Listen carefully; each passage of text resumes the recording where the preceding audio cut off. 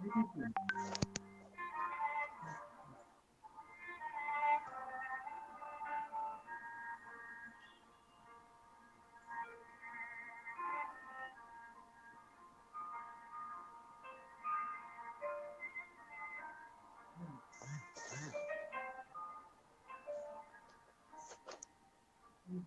WhatsApp নাম্বারই পাঠিয়েছি, দুটো হোয়াটসঅ্যাপ নাম্বার, একটা জিরো নাম্বারও পাঠিয়েছি, ওটাতে পাঠিয়েছি।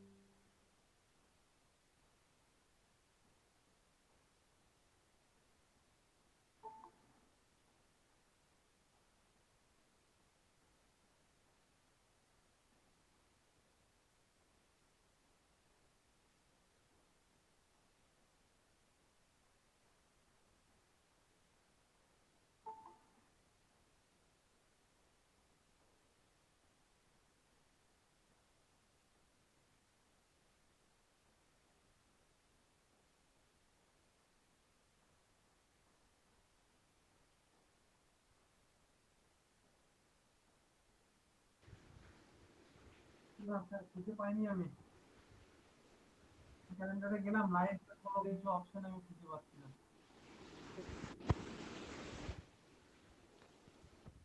এডিটিং আমি গেছি sir.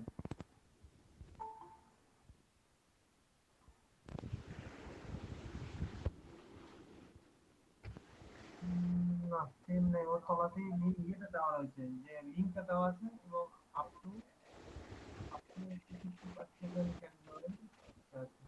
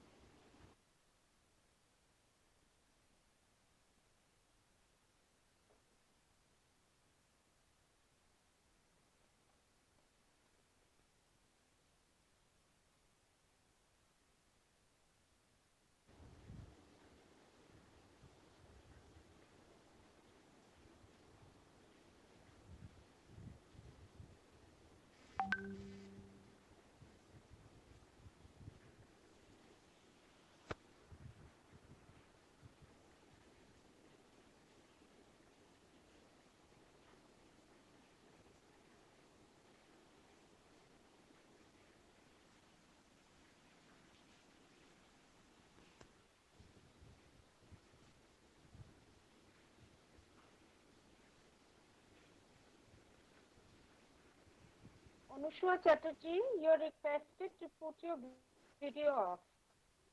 Okay. Anushka Chatterjee, you're requested to put off your video.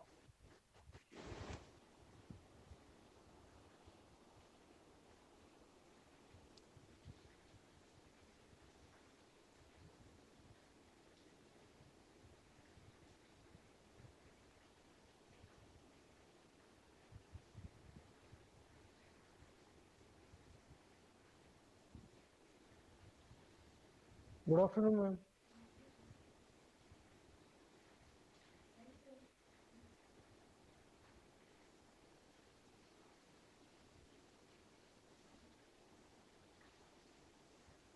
Participants are requested to put their videos off and audios off.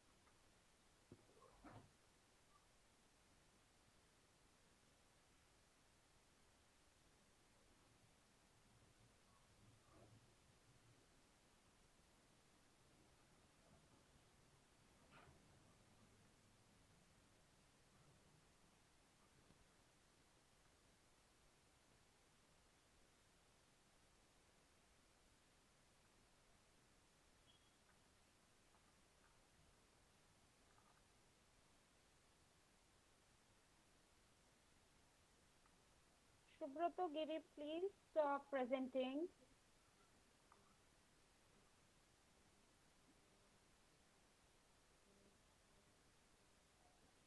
Please don't share your presentation.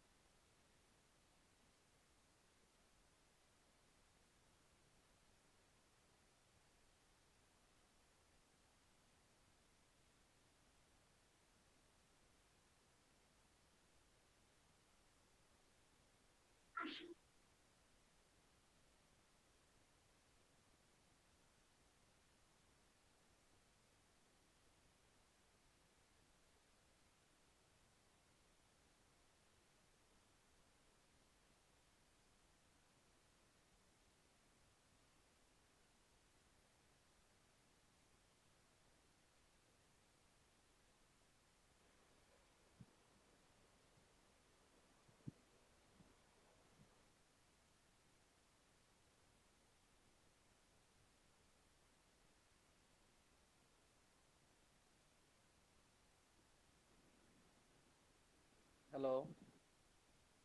Hello. Sonima, Partha Banerjee, Yes, sir. are you here? Yes, Okay. sir. Now start our program. Okay, sir. Partha Banerjee, where are you? Are you here? Partha Banerjee? Parthapratim Banerjee. Parthapratim Banerjee. Parthapratim Banerjee. Principal sir, please rotate your mobile. Otherwise,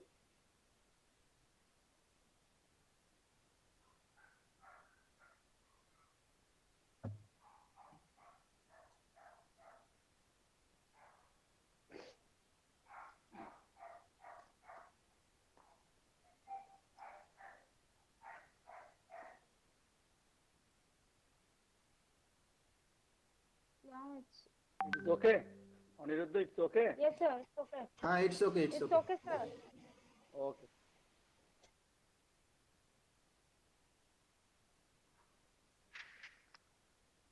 What is Partha Banerjee?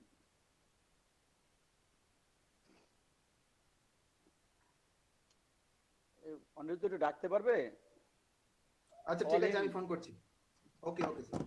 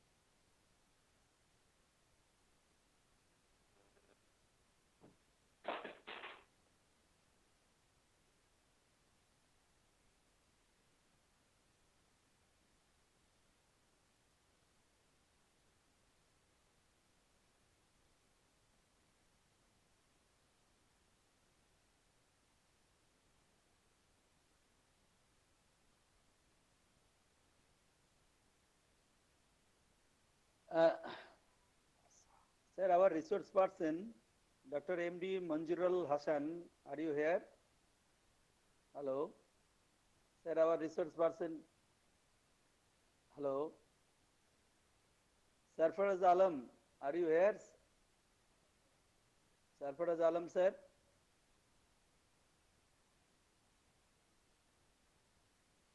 Dr. Molay Mukhopadhyay. Dr. Molay Mukhopadhyay. Baidyanath, are you here? Baidyanath? Baidyanath, Yes, sir. Yes, sir. সবাই কি এসছে কিনা খোঁজ নিয়েছো? সবাই দেখো স্যাররা এসছেন কিনা একটু খোঁজ নাও। শুধু মলয় স্যার আসেননি, সোমনাথ স্যার এসেছেন। সোমনাথ স্যার এসছেন, সোমনাথ রুদ্র। ডক্টর ভাস্কর চৌধুরী। হ্যাঁ আমি আছি। আচ্ছা আচ্ছা, okay. Doctor Shashwati Roy and Uma Shankar Mondal, are you here? Dr. Shashwati Roy. Yes, Shashwati Roy, Dr. Shashwati Roy, I'm present. I'm here. Oh, you are. Okay, thank you. Sri Uma Shankar Mondal. Sri Uma Shankar Mondal.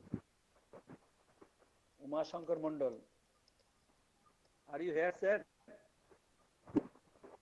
Sir, Uma Shankar Mondal, are you here? Are you present? Sir, Uma Shankar sir, please unmute your button. Unmute.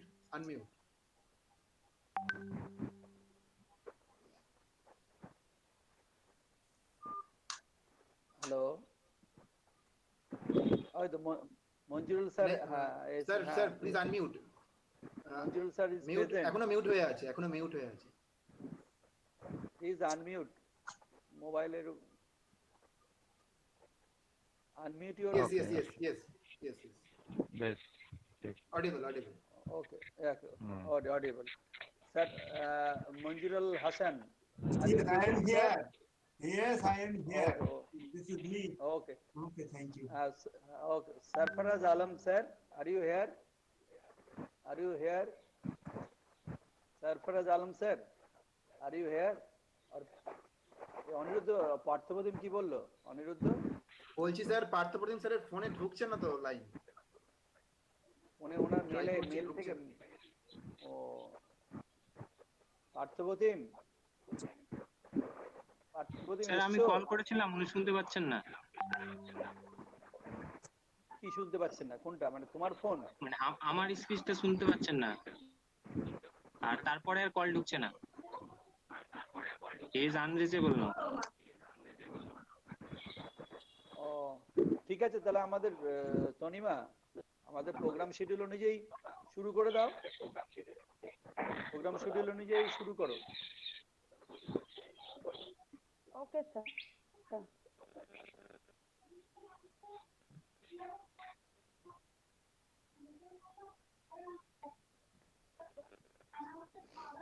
Good afternoon, ladies and gentlemen. Welcome all to the international webinar on sustainable development in the Indian subcontinent, organized by the Department of Geography and IQAC of Asannagar Madan Mohan Tarkalankar College. We are honored to have with us our respected principal sir, Dr. Ashok Kumar Das, as a patron, Sri Bimalendu Singh Roy, President Governing Body of Asannagar Madan Mohan Tarkalankar College, as the chief patron, and the respected organizing committee members. Dr. Bishwajit Potdar, Assistant Professor and HOD of Department of Bengali, Coordinator of IQAC of Asannagar Madan Mohan Tarkalankar College, as the convener of this webinar. Sri Partho Pratim Bandobadhyay, Associate Professor and Head of the Department of English of our college, as the Secretary. Sri Boidonath Sarkar, SAC, Department of Geography, as the Assistant Secretary. Me, Tanima Bonit, Assistant Professor and HOD of Department Political Science, as the moderator of Day 1. Ms. Konika Chandra, SAC, Department of English, as the moderator of Day 2. We have with us Dr. Mahaprasad Ghosh, Assistant Professor and HOD of Department of Physical Education of our college, and as a member and technical advisor. We have with us also Mr. Shomin Pal, Assistant Professor and HOD of Department of Philosophy, as a member.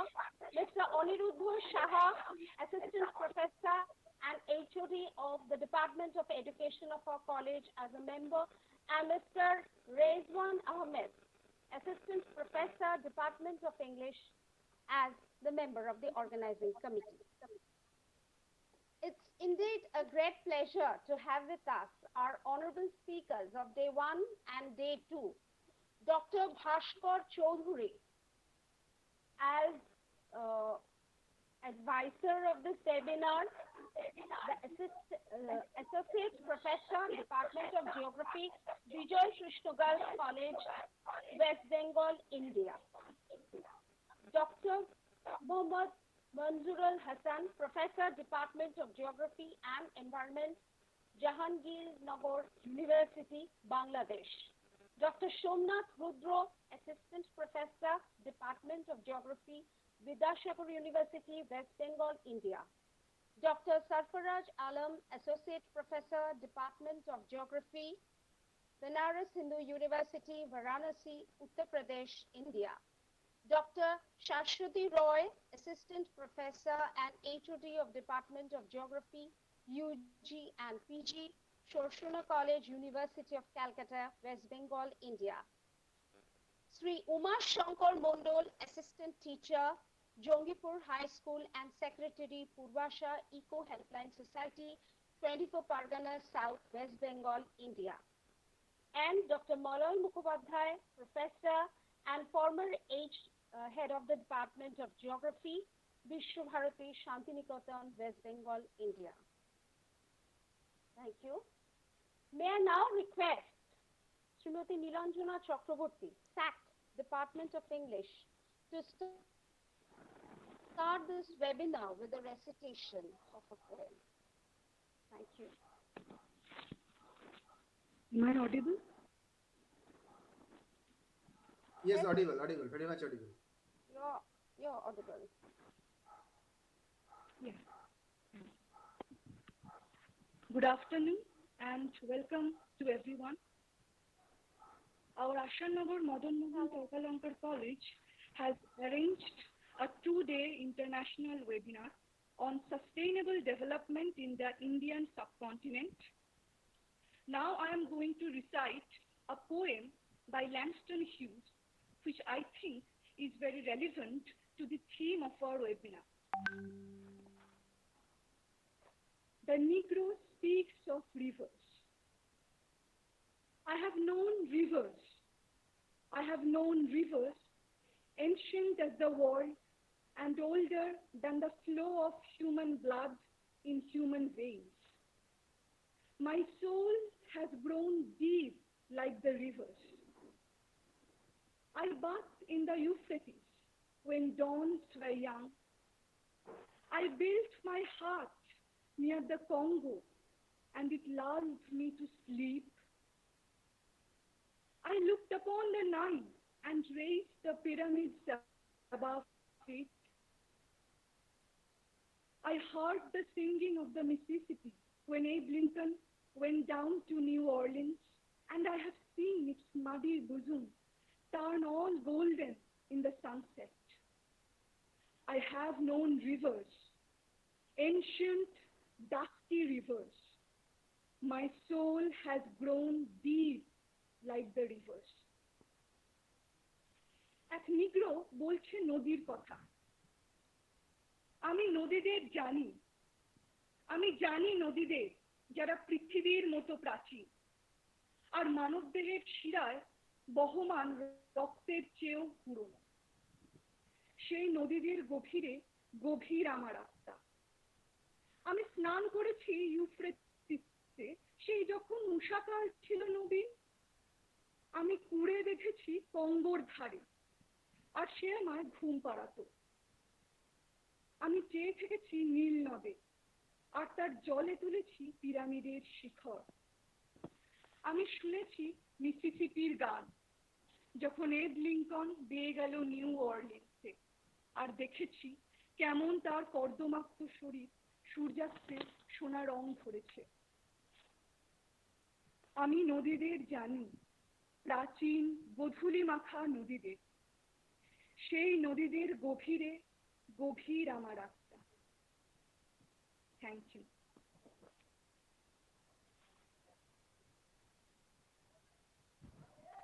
Thank you, Nilanjana. Now I would like to welcome our Honorable Principal Sir, patron of this webinar, Dr. Ashok Kumar Dash, for his welcome address. Thank you.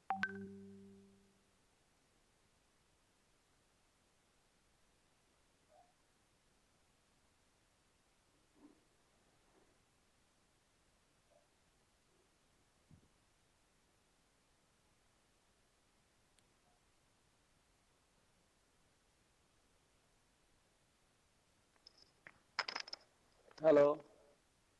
Hello. May I audible? Yes, sir. Yes, sir. Yes, sir, you're audible and visible as well.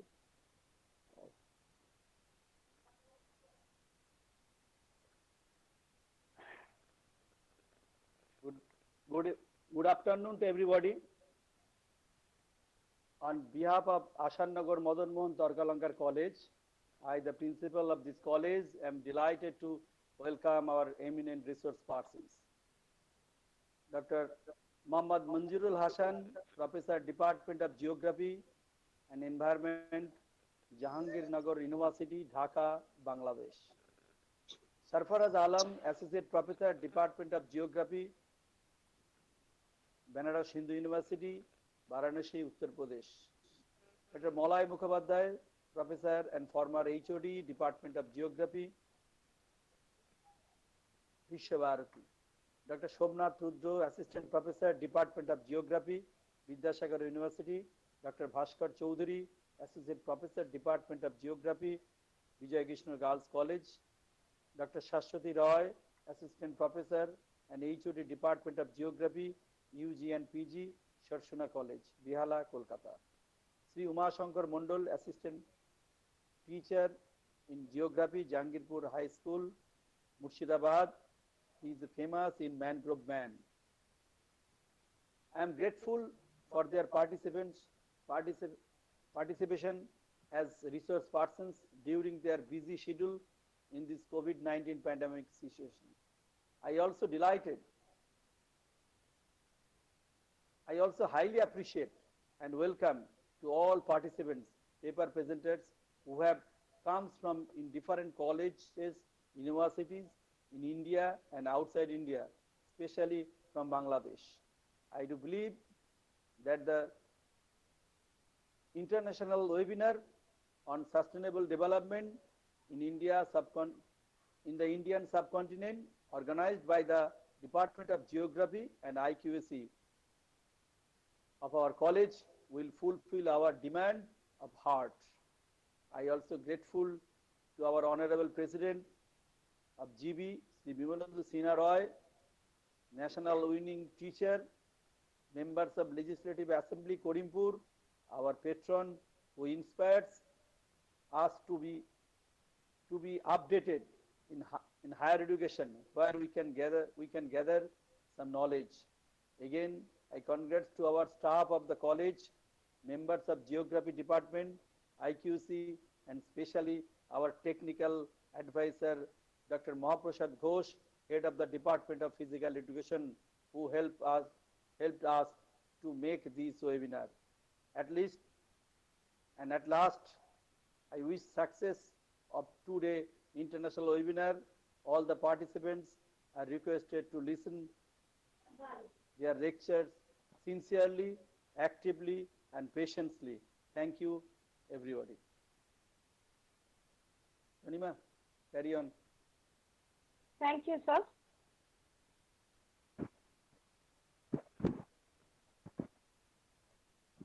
I would now like to request Dr. Bhaskar Choudhury, Associate Professor, Department of Geography, Vijay Krishna Girls College, West Bengal, India, for his speech.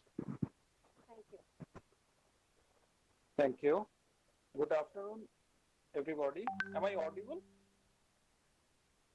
Yes, sir, you're audible and visible. Oh, thank you. Good afternoon, everybody. I am deeply honored that I am given this opportunity to present my lecture in this webinar. I would like to thank all the members of the seminar committee, Dr. Principal, Dr. Ashok Kumar Das, Principal Sir, and other organizers, and especially Dr. Mahaprasad Ghosh and all the participants. Today's topic is sustainable development in Indian subcontinent. So it is very much a relevant issue nowadays, and sustainable development is not very new term, but the issue has again received much attention due to the ongoing crisis.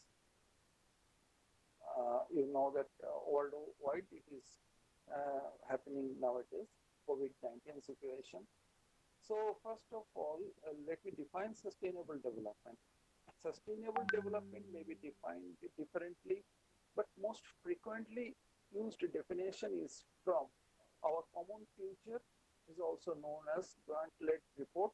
Sustainable development is the development that meets the needs of the present without compromising the ability of future generation to meet their own needs. So sustainable development is a concept that appeared for the first time in 1987 with the publication of Grant-Land Report, warning of the negative environmental cost of economic growth and globalization, which tried to find probable solution to the problem caused by industrialization and growing population. During 1972 to 1992, over 200 regional and international agreements and conventions for development protection and conservation were adopted. However, most of these agreements were negotiated individually and treated as separate entities, with many lacking systematic integration with the social, economic, and environmental framework of sustainable development. So I can summarize 17 goals for better world, that is for SDG or sustainable development. 17 objectives are interrelated. Often the key to one's success will involve the issues most frequently linked to one another. So I can summarize as follows: eradicate poverty and hunger, and guarantee a healthy life. Universalize access to basic services like water, sanitation, and sustainable energy. inclusive education and decent work, foster innovation and resilient infrastructure, reduce inequality in the world, especially gender inequality, combating climate change, and protecting the oceans and land ecosystems, promote collaboration between different social agents to create an environment of peace and sustainable development. So sustainable development has three spheres, dimensions, domains, or we can say pillars, such as the environment, the economy, and society. The three-sphere framework was proposed by Rene Fassetti in 1979. It is termed as economic, environmental, and social, or ecology, economy, and equity. This was further elaborated by some authors later to include a fourth pillar of culture, institutions, or government. So this is sustainable development. Now, the Indian subcontinent, it is the region in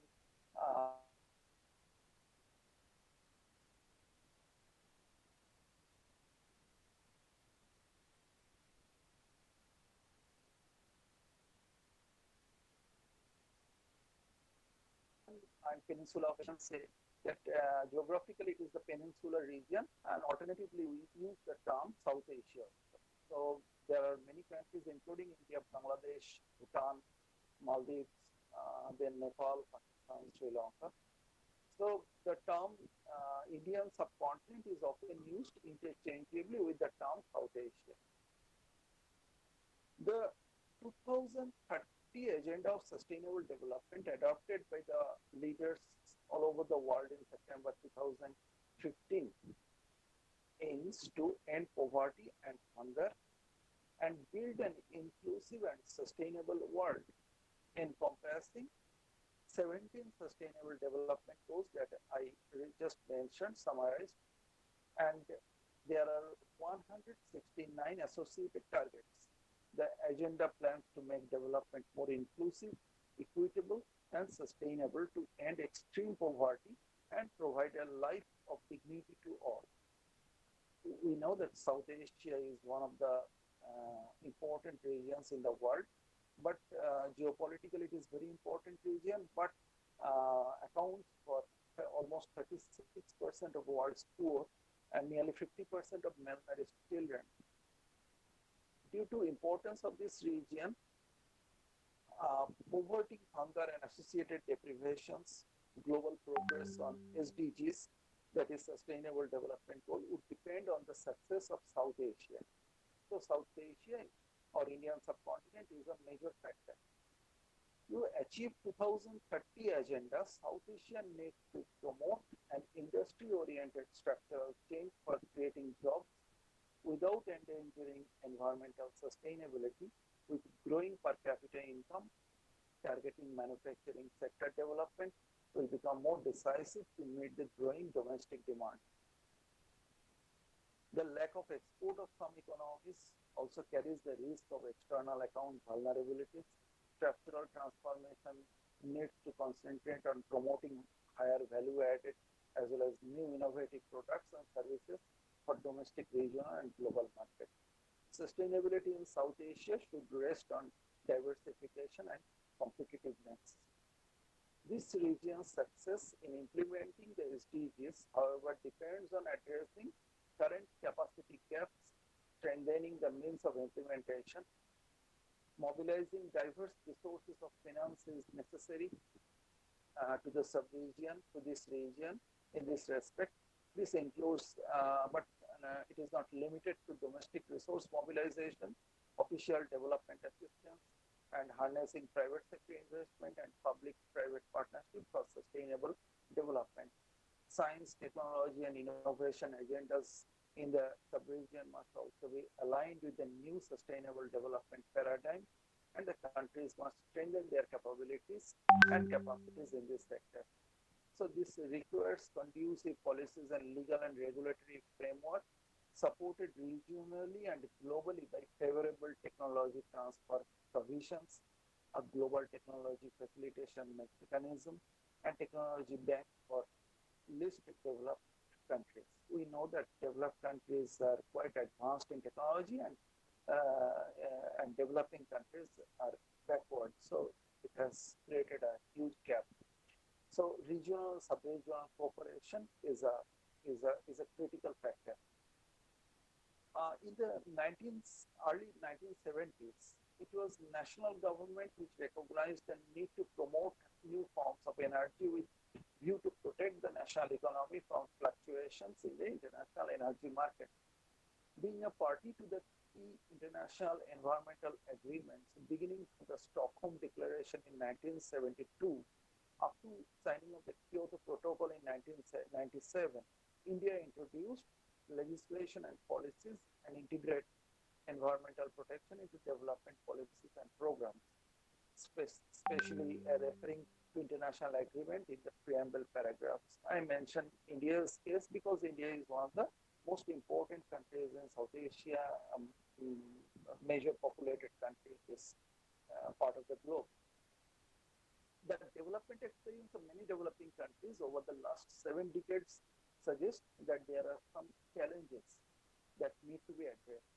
Higher cost of technology. Although renewable energy options have become cheaper, there are still significant cost barriers. In particular, the initial cost of green energy are very high. There are 3 types of barriers. Number one, the already high cost of capital in developing countries deters investors from options with high capital cost. Number two is limited ability and willingness to pay for high cost energy makes these options economically less attractive or less feasible. And number three is the feasibility of electricity tariffs. So available technology in the global market are not suitable in the context of developing countries in this region due to specific climatic conditions and make certain technologies less appropriate. The poor quality of available raw material can also counterbalance the efficiency of new technology. For example, the advanced clean coal technology rarely generates same level of efficiency with, for example, Indian coal. Hence, green technology transformation in India cannot happen without R&D, that means research and development efforts to customize technology to the condition of these countries in whether it is India, Pakistan, Sri Lanka or Bangladesh. So technological innovations such as third generation biofuels within the next two decades are critical for transforming the transport sector. This implies that technology will have to be commercially feasible option even for small to medium manufacturers by 2030 to gain popularity and become established option in the next 2 decades. Besides, given the large share of renewables in the electricity mix, aside from the development of storage technology and grid integration, load management system would be necessary with immediate effect. And another aspect is institutional capacity. It is essential that institutional capacities exist at all governance levels to make possible and accelerate transition. Sadly, there are large gaps in capacities, human and institutional, at these governance levels. And then I come to the topic of COVID-19 situation, because COVID-19 situation is really damaging this world, and it has long-term repercussion on the world economy. Because world economy is already going through a phase of recession. Almost all the countries in the world, most of the countries in the world are affected by COVID-19 situation, and the goal of sustainable development is not reachable within the time frame of 2030. So it's a perfect time to rethink sustainable pathways for our planet. Our hope that globalization and economic growth would fund green investment and development are no longer realistic. So I'm doubtful that there will be enough money and attention to remove poverty and inequality, expand healthcare access, and check biodiversity loss, climate change by 2030. So it is not only economic recession, actually, we have really facing a situation where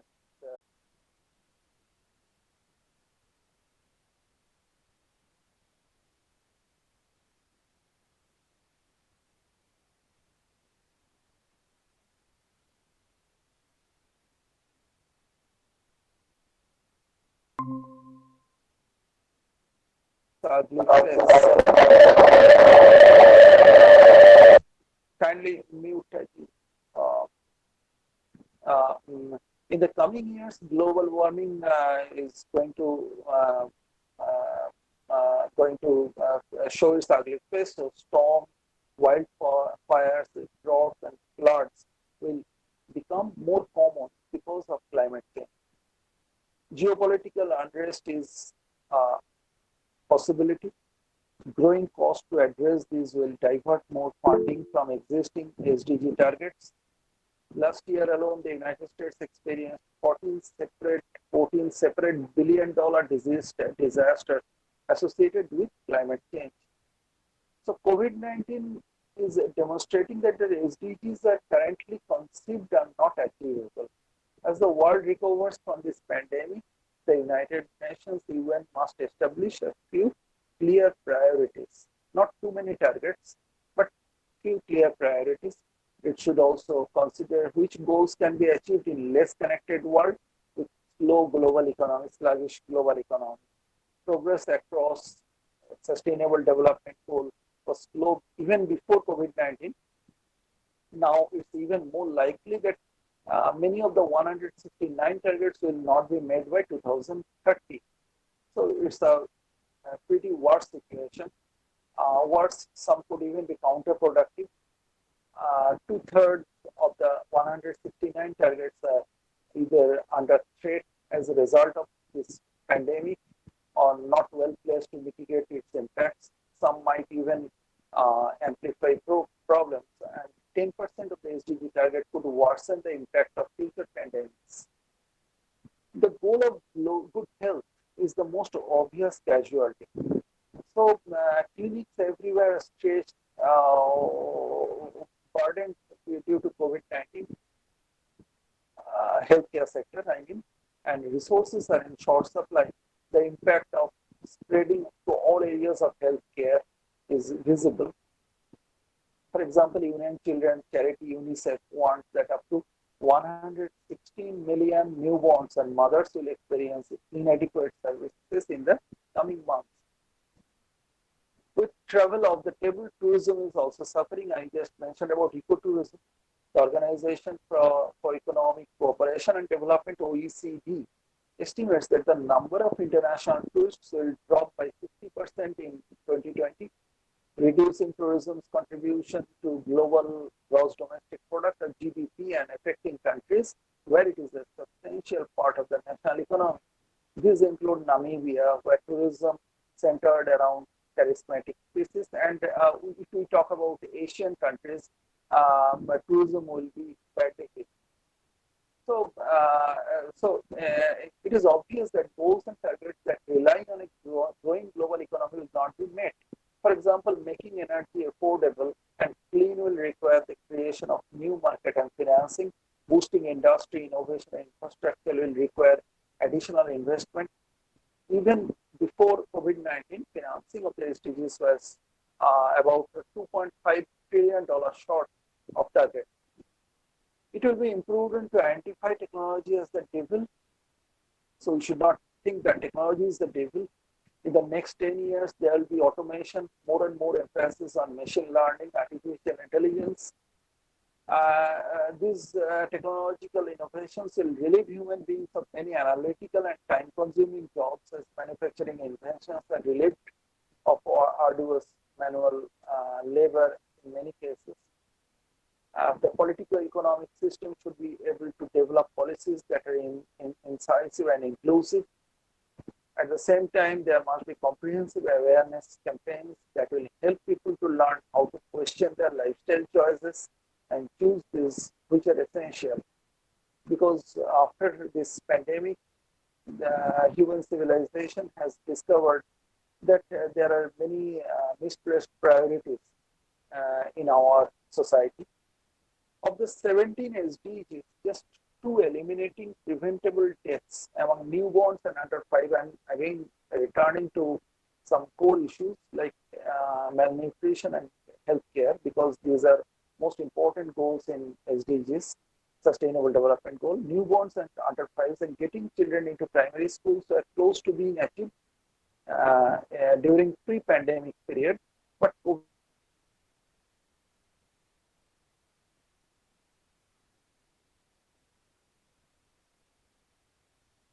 has revealed that in 70 countries, school closures have kept 90% of the world's students, some 1.57 billion children out of school.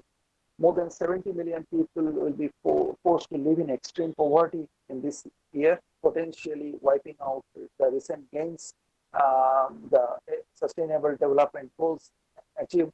In many instances, countries will be unable to even record what is happening, according to survey of 122 national statistics offices by the UN and the World Bank. 96% of the offices have fully or partially stopped face-to-face data collection. A recent UNICEF report I can mention, quoting a study by Johns Hopkins Bloomberg School of Public Health, states that over 8,80,000, I should say 8.8 million children who could die over the next 12 months. The bulk being from India and Pakistan. Most of the children from India and Pakistan, they can succumb to infections like measles and pneumonia because they are not vaccinated. And public health system in these countries are poorly equipped to deal with such a global pandemic.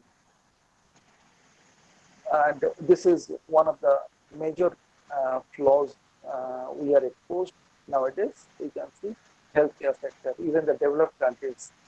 The rise in domestic abuse brought about by lockdown measures has got progress in the goal for gender equality and women empowerment. Many women have been unable to access sexual and reproductive health services, which could result in as many as 2.7 million extra unsafe abortions being carried out, according to the researchers of the London School of Economics. Now that the world is reeling from coronavirus and is on the brink of once-in-a-century depression, governments are cooperating much less. Crucial international meetings on protecting climate, biodiversity, wetlands have been postponed. Aid to help poorest countries meet the goals is set to fall. If the pandemic has shown us anything, it is that countries can drastically change the way they think and act. The pandemic is radically altering economic and social realities. It shows that radical action can be taken to tackle poverty, inequality, and health. And lastly, I can cite example of India. In India, most state governments have arranged to deliver take-home rations to home visits by frontline worker, ASHA worker, and Anganwadi Sevikas.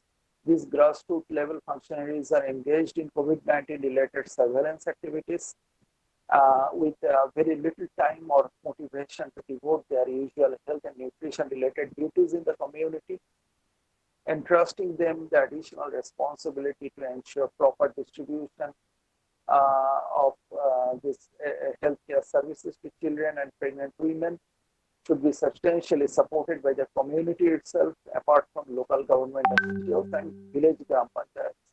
Special efforts need to be made to include the marginalized section for access to all government subsidies. In time of such food shortage, it is imperative to ensure that that government should more intervene. And children already suffer from moderate or severe acute malnutrition, living in their home without any medical care. And adequate supplementary nutrition need to be most attention. And I believe that this is not the case of India only, it is the case of India, Bangladesh, Pakistan, these developing countries in this region of, in the South Asian region. So community-based management of acute malnutrition guidelines assume high priority in order to achieve sustainable development. A call for launching these guidelines with updated protocol for infection control, basic hygiene, physical distancing is the need of the hour.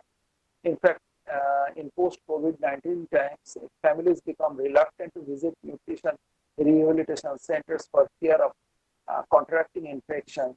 These home visit protocols for frontline workers will be hugely beneficial for ensuring access to health and nutrition services as well as supplies. Strengthening and implementation of the community-based management strategy for addressing severe acute malnutrition as well as ensuring adequate protection should be top priority. And that's all. Thank you.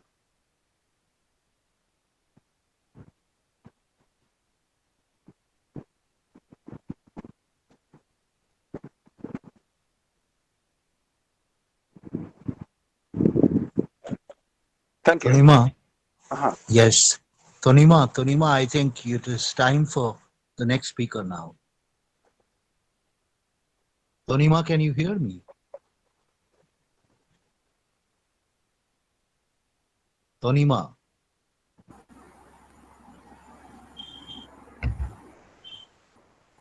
Hello. Tonima? Yes, sir. Yes, can you hear me? Yes, sir. Yes. So with thanks to Dr. Bhaskar Chaudhary, it is, I think, now time to call up For the our next next speaker. Yes, sir. Yes. Now I would like to welcome Dr. MD Manzoorul Hassan, Professor, Department of Geography and Environment, Jahangirnagar University, Bangladesh, for his speech. Okay, thank you very much. Welcome, sir. Okay, thank you. Good afternoon. Good afternoon. I hope you all are doing well and safe right now during this deadly pandemic situation. At the beginning, I would like to express my sincere thanks to the organizing committee and the authority of the Asannagar MMT College for arranging this type of international webinar.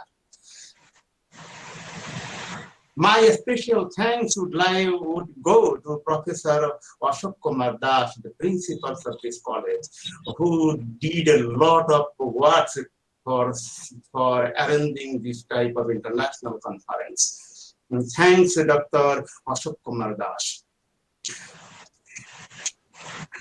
And I am again thanks to the organizing committee to invite me to express my opinions about the sustainable development goals in this international conference. The theme of this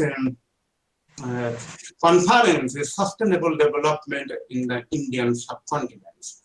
And I am going to express my opinions. Just it is my experience from my academic arena as well as my involvement in different types of development aspects. So I don't have good database, but I would like to point out some of the positive aspects of the UN Sustainable Development Goal, as well as the limitations or the drawback of the Sustainable Development Goal.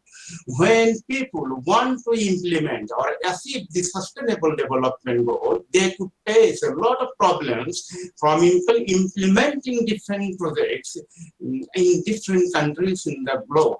But I will give you some examples from the developing world. So this is my target. So I want to show you a slide to clearly focus some of the important issues. Okay, now I am presenting a window to let you know my themes or my fine points of what to be discussed in this seminar. Okay, so this is my title. Can you hear I'm sharing my presentation slide. Can you see that? Yes, sir. Yes, sir. Okay, thank you very much. So this is my target is to focus my attention in the development sustainability, and what matters in Bangladesh about this development sustainability. And I would like to just to show you some objectives, my objectives in discussing the development sustainability. First, defining development sustainability. There are so many definitions. Even the previous presenter, he presented a very common definition. But my question is whether this type of definition is acceptable in the current scenario or not. This is one target. And the second objective, who is development, economic or social or a combination of both? When do you think this is development? When you have earned more money, then you think, oh, I am developing, I am constructing a building, and there are so many government buildings, multi-story building, very wide road. It is development or the development of the increase, the social status of the people. So this is another question I want to discuss, focus my attention here. The third objective, how sustainability can be achieved. If you think about the definition of sustainability, then go back to 200 years ago. Then coal mining, if you can use the coal in an industry, or it was the sustainable development. And if you go back to 50 years, and if you make a dam for your electricity or agricultural purposes, then it was sustainable development. But now it is very dangerous to our environment. So what is the fixed definition for development as well as sustainability? So there is a lot of question mark. There is a lot of question and a lot of inquiries. So I will try just focus my attention here to clarify the complexities of the definition. And finally, I will let you know what will be the future sustainable development for the society. After sustainable development goal, there is a time frame. By 2030, there are a lot of targets, a lot of objectives, and you have to achieve all the targets for the sustainable development goal. But after that, just after Millennium Development Goal, you got sustainable development goal. But after that, what type of goal? Is it a appropriate development goal? So this is the question. So I want to clarify every question through these objectives. And if you ask me what is the methodology, there is no good methodology. That methodology, it is the current existing framework analysis critically about the current existing framework, as well as my insight observation with my experience in conducting a lot of development work in different countries in the globe. So I have the experience to manage different types of waste properly. For example, hazardous waste, infectious waste, as well as solid waste. So this is my experience of how to manage this type of waste properly, environmentally, and with sustainable manner. So this is one experience. My second experience, I have the experience to work with air quality monitoring. So, what are the main sources to pollute our air, and how can we minimize this pollution level? So this experience will also highlight some of the sustainable development goal issues or goal matters. And I want to implement some of the social theories that is very relevant to justify the social development that is completely ignored in the sustainable development goal. Okay, so this is my methodological issue. Now defining sustainable development goal. This is the main issue. And what are the pillars for the sustainable development pillars? You have to identify some pillars for things to sustain your building for long years, for a long time. You have to make a good plan.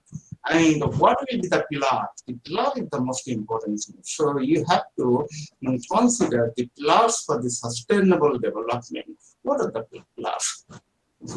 And a space-time dimension, you can find different scenarios from the historical, from chronological development of definition or dynamics of the definition of sustainable development goals. So there is another issue. Again, the political ecology, we have to consider the political ecology to justify the development sustainability, whether your development will be sustainable or not. So this is the basic issue. Now I am here. My previous presenter, he actually focused on the same definition. The definitions he focused here in his presentation. I am presenting here the same definition. It is because this is the very common definition in the sustainable development. And WCED, World Commission on Environment and Development, Butland Commission in 1987, they formulated or designed a definition, and development is only sustainable according to their opinions. When development is only sustainable when if it meets the needs of the present, without compromising the ability of future generations to meet their own needs. If you can dissect this definition, then you can find some of the terminology are not fitted in the modern context as well as in the future generation. It is not the fitted definition for the present scenario as well as the future generation. It is because it is the highly contradictory definition. Just if you dissect it, meet the needs. First, meet the needs of the present. Okay, what is our requirement? Which type of basic rights I got in the present times, and I have to fulfill this without compromising the ability of future generation. Just look future generation to meet their own needs. How do you know the needs for the future generation? Technology is developing very slowly. So you are utilizing this technology. Here in this international webinar, there are so many types of people. Some 20 to 25 years old, and some more than 60 years old. So to me, 50 years old people, they are using the most modern technology to meet their demand. One, and the young generation, they are also using the same technology for their demand. So how can you mention without compromising the ability of the future generation? Right? Probably it is a wobbling terminology, that it is not fit with the current generation as well as future generation. Again, if you consider just industrial revolution, then you can find the different stages of the industrial revolution. And this revolution, in time to time, place to place, it is changing continuously. And during a time frame, all the people, they are getting benefits from the change of technology. So you don't know what will happen in future. So you can't tell without compromising the future generation. The thing is that if you think carefully about the political ecology, then you have to make a relationship between environment, nature, culture, as well as politics. So if you get this type of relationship, then you can easily identify the relationship between different components, and these components will be treated as the pillars of the development. So here, the definition is the wobbling definition. And if you consider different themes, for example, if you construct a building for your own house, you have to think, you have to justify how long can this building will survive. It could be 100 years, it could be 200 years like that. But if you think a latrine for water supply and sanitation in rural area, then you have to think the sustainability could be 5 years to 10 years. So 100 years and 10 years, this gap, this gap will tell you there is a different means of sustainability. So this is another limitation. This is another limitation. The third option, and if you think about the bottom line of the development, sustainable development, then you can find three different matters. Number one, economy. Number two, environment. And then number three, society. So everybody thinks sustainable development means in one sense it is economic development. But another sense, if the economic development destroys the environment as well as and there is no improvement of our societal norm, then this would not be treated as a sustainable development. This would not be treated as a sustainable development. This is societal norm. Increasing of societal norm, this could be the main target for your sustainable development.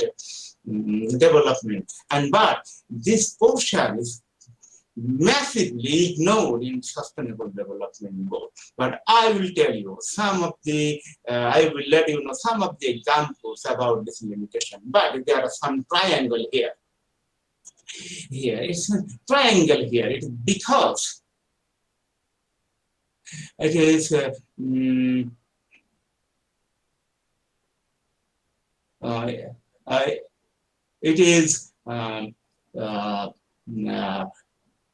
that means the economy. The people are thinking the economy. So economic development means all kinds of development. But in the modern arena, economic development it is just one pillar of the development. There are three different pillars of development. Number one, economic development. Number two, environmental development. And number three, social development. So in different way, if you make a triangle, then you can find economic, you can find environment, and you can find the social development. And in a different terminology about these three different pillars, so some people tell it is the people, some people tell it is planet and profit. So people, planet, and profit, it is three P's. It is three P's. So if your people means it is another dimension. And somebody tells it is the place, permanence, and person. It is place for geographical place. It is permanence for sustainability, time bound, and it is persons for social development. So there are mainly three different pillars, but with different names. So some people tell it is people, it is planet, and it is profit. Some people tell it is place, it is permanent, and it is person. Some people tell it is geography, it is time, and it is social. It is social development. So this is the pillars of sustainable development goal. But another thing, please. So if you analyze the WCED definition, then you can find there is nothing about the environmental and social implications of economic growth. There is nothing about the social implications, nothing about the environmental implications of the economic development. So if you consider or fully depend on the WCED definition, then there is a lot of contradictions with the sustainable development goal. So if you think about the anthropocentrism of the definition of sustainable development, it makes a weak conceptual framework. Here, sustainable development.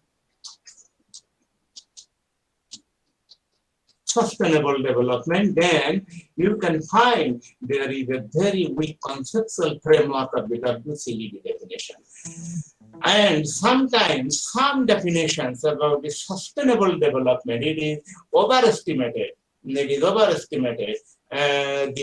explanatory power of economic reasoning, and it does not pay enough attention to other fundamental aspects of development. That means three pillars. One is highly highly overestimated, and another two are highly negligible. So here, development doesn't mean the only economic development, it is the development. So here, if you consider the different sustainable development goals, 17, then you will get some information. So here in the slide, I will identify when do you think that this development is sustainable, and another point, when do you think the development is a sustainable development. So people can easily justify without having any support from different literature. If they see this framework, they can easily identify whether their development is sustainable or not. Number one, just look here, there are three different pillars. So it is the economic development, it is social development, and it is environmental development. So three if we interlink with these three development, then you can find three different sub-themes. And this theme is a variable. You have to bear this in your mind that yes, you can do that. Secondly, it is viable to your society. That means technology is not treated of all the society. 5G, if you provide 5G mobile phone to the poor people, they can't use it. But if you provide the 5G people to the academic institution, or any business institution, they can properly use this 5G technology. So use of technology, whether it is viable or not to a society, you have to think this issue also, consider this issue also. And the number three, it is equitable or not, whether people have the right to get this type of benefits in every respect. So you have to think these three different sub-themes, apart from the three main pillars. Then when you find the interlink, then this will be the sustainable development. Just I am giving you another example. Probably you learn something about the appropriate technology. How can you define appropriate technology? I don't know whether in India, there is in Bangladesh, there is a power pump, okay, power tiller pump, pedrola pump, for example. That means farmers in the rural area, they use this type of pump for their irrigation purposes. And after the cropping season, they use the same pump, same machine for their boat, as well as they made some transport system and to put this engine or machine for their engine purposes. So, and another thing is that those who are using this technology, if there is any problem of this technology, they can easily fix the machine, they can easily repair their problems. So if you consider this type of capacity, that means one technology is using in different purposes. During the dry season, they are using this technology for their irrigation, number one. Apart from their irrigation, they are using this technology for their navigation purposes in the river, or they can use this technology for their transport purposes. They are, please don't share any information I am presenting. It is sometimes interrupt me. So this type of technology, very simple technology. That means this technology, rural people, they can use very simply, they can use this technology for their regular needs. So they can utilize this technology for different purposes. So they are getting benefit, economic benefit, and they are getting some technological link with this type of technology. So just think, they don't need to depend on anybody for this technology, use of technology. So this is actually sustainable, example of sustainable development. That means this technology is bearable, this technology is viable, and this technology is equitable. Everybody can easily use this type of technology for their survival strategy. So if you can provide this type of technology, then people can easily easily change their lifestyle very quickly and efficiently. So this is the point. So if I tell you something about the sustainable development goal, look here, there are 17 sustainable development goals, but from number 1 to number 17, different technology sustainable development goals. But I am not the traditional presenter to discuss all the goals with the targets and objectives. So I am not developing, I am not discussing how there will be no poverty or zero hunger like that, and what is the target of this type of goal. I am not going in details about this issue, but I want to justify, if you want to establish the sustainable development goal in your locality, then you can easily identify the erroneous situation of this type of sustainable development goal. So think about the goal 1. No poverty. There will be no poverty by the end of 2030. That means end poverty in all forms everywhere, all forms. That means the per capita income per day could be $1.25 US to something. But there is no clear-cut definition about how much money per day could make sure that there is no poverty in family or society. This is one question. The definition of poverty changes automatically, time to time, and place to place. If you see everything with the geographical eye, geographical lens, the geography, space and time dimension, the areal differentiation, if you think this definition, and if you follow this definition, and if you see this camera to justify the sustainable development goal, then you can find there is a lot of contradiction with the sustainable development goal. No poverty goal 1 and goal 2, zero hunger. What is the dissimilarities of goal 1 and 2? Some people tell it is nutrition, it is undernourished and malnourished situation. But if there is no poverty, zero hunger automatically be achieved.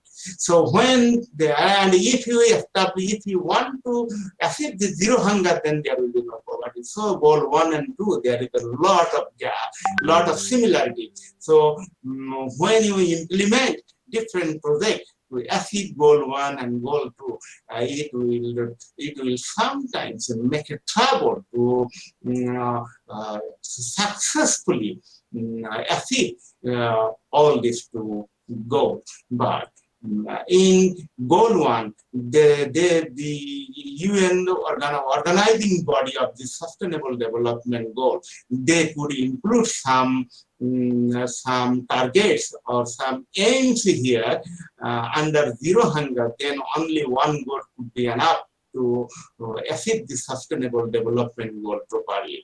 So this is number 1 and 2. There is a lot of similarities, and it is unnecessary, actually unnecessary. Just you think, if you find your income level is getting high and high, so you automatically get some food. Food, that means ideal food to make you healthy. So this is one issue, and you can find good health. What does it mean? That means good health and well-being, ensure healthy lives and promote well-being for all at all ages. What does it mean? For all at all ages. How come? Are you healthy? If I ask you one question, if we apply the definition of the WHO, World Health Organization, said in 1948, this is also a vague definition. If you imply this definition to the people, then you don't find any healthy persons in this group. 100% mentally fit, physically fit. How come? So this is the WHO definition. So this definition, if you imply to the society, then you will find that society is a sick society, or that society is a disease-burdened society. So this is my question. So if there is no poverty, then there will be no hunger, and people automatically select some ideal food to make them healthy. And here you can find the healthy lives and promote well-being for all adults. So here in the child health, mental health, how can you ensure that by 2030 there will be no mental patient? How can you ensure that? There will be no malaria and other diseases. How can you ensure that? So this is another question mark. It is not achievable. It is not achievable. And in the corona, due to this pandemic situation, there is, you can't predict anything what will happen in near future. You can get another different types of pandemic situation by different diseases. So it can be possible. Again, goal 6, clean water and sanitation. Ooh, how can you define clean water? What is the differences between clean water, fresh water, and safe water? What is the differences? How can you define clean water? So, how can you define clean water? One question. This is my question. Okay. I have a lot of words about the water quality. So, how can you define clean water? Number one. What is the difference? Fresh water means it is the non-saline water. Okay. It is a very clear definition. But safe water, how can you achieve that you are taking safe water for your drinking purposes? How? How do you know you are achieving in the safe drinking water? So if you follow the WHO guideline, if you follow the American Environmental Protection Guideline, if you follow the Bangladesh Standard Guideline, if you follow the Indian guideline value, then how do you know you are using the safe drinking water? How do you know that? So this is another question. You are taking the bottled water. Do you know whether bottled water is safe or not? What is your opinion? Bottled water is not safe. And it is because you don't know the source of the water. And even it is the water is preserved in a plastic bottle. So think carefully. There are a lot of elements to be considered to justify whether you are taking your safe drinking water. This is one question. So there is another. Sanitation. There is a possibility of the clear definition about the hygienic Latin or sanitation. So sanitation, it is the practice. Sanitation, it is not the Latin issue. It is the practice of the hygienic issue. So if you ask in the rural poor people about the sanitation related indicators, for example, if you ask a school going child or children, do you wash your hands before take your meal, then he definitely give you the answer, oh, yes, definitely I do it. But in an observation, you can find out of 100 positive responses, you will get 97 negative attitude. 97% negative attitude. So this is the one kind of situation. So people or children, they have the idea about the proper sanitation, but the question is how the rural poor people, they apply their knowledge in their regular life. This is another very big question mark. So it needs some awareness campaign. It needs some monitoring mechanism. So there is nothing about this type of monitoring mechanism. Who will do? How to monitor? When to monitor? Why to monitor? And what kinds of indicator could be in the monitoring mechanism? So if you think that this type of situation, then you will find a lot of gap here in goal 6 also. And now goal 7 and goal 13, this is another very good example. Affordable and clean energy. What is the clean energy? Green energy? You look green energy. You are talking about the sustainable development. If you define the sustainability, then coal mining, use of coal, it was once within the definition of sustainability. Now, if you use the coal in your any industrial purposes, then people or international agencies, they will let you know that you are producing huge carbon dioxide or something like that. So that definition, it is not acceptable in recent times. So this is another very, very big problem. So it is a very big problem. So how can how can we establish our opinions about the green technology, number one. So which green technology, the affordable green technology, what is the level of the technological development for the green energy? This is another question mark. And climate goals are in climate action. That means take urgent action to combat climate change and the impact. So can you minimize or can you reduce the emission level of carbon dioxide? This is the question. If you want to minimize the emission level of carbon dioxide, then it is possible to minimize the increase of temperature global warming. So this is another. And I have some information about the database. Even I was involved in the climate change related policy for the Indian government. In 2011, I produced a policy for the Indian government, SAARC countries, about the minimization and the reduced level of different types of noxious gases, greenhouse gases, and how can different policies to save the life from the people of the subcontinent from different climate-oriented different diseases. Okay, so this is if I tell you my experience about the climate change issue, then we need a lot of measures or mechanisms to reduce the carbon dioxide emission. So how can you do that? So air pollution is another indicator of that. If you find air pollution is in green belt or moderate zone, then you can find you are achieving the release of carbon dioxide in your country. So this is one indicator. Few months ago, I found that the air quality of Delhi was the most hazardous in the world.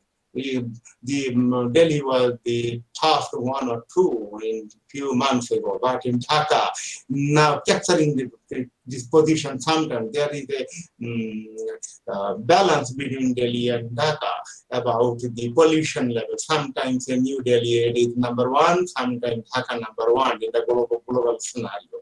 So if you consider this type of scenario, then how can you achieve the climate action or affordable and clean energy?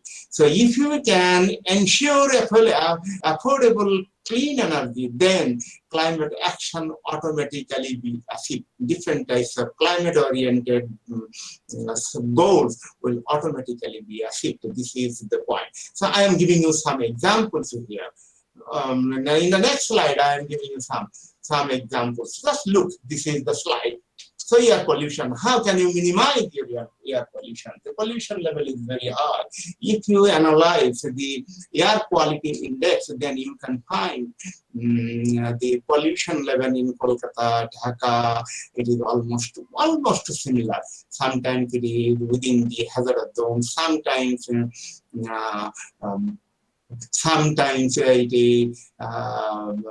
is highly sensitive zone. So this is the situation. So how can you minimize this pollution level? But if you consider the different types of technology, then you can either don't get panic about the air pollution. But scientists, they are now developing a new concept about their energy production from carbon dioxide.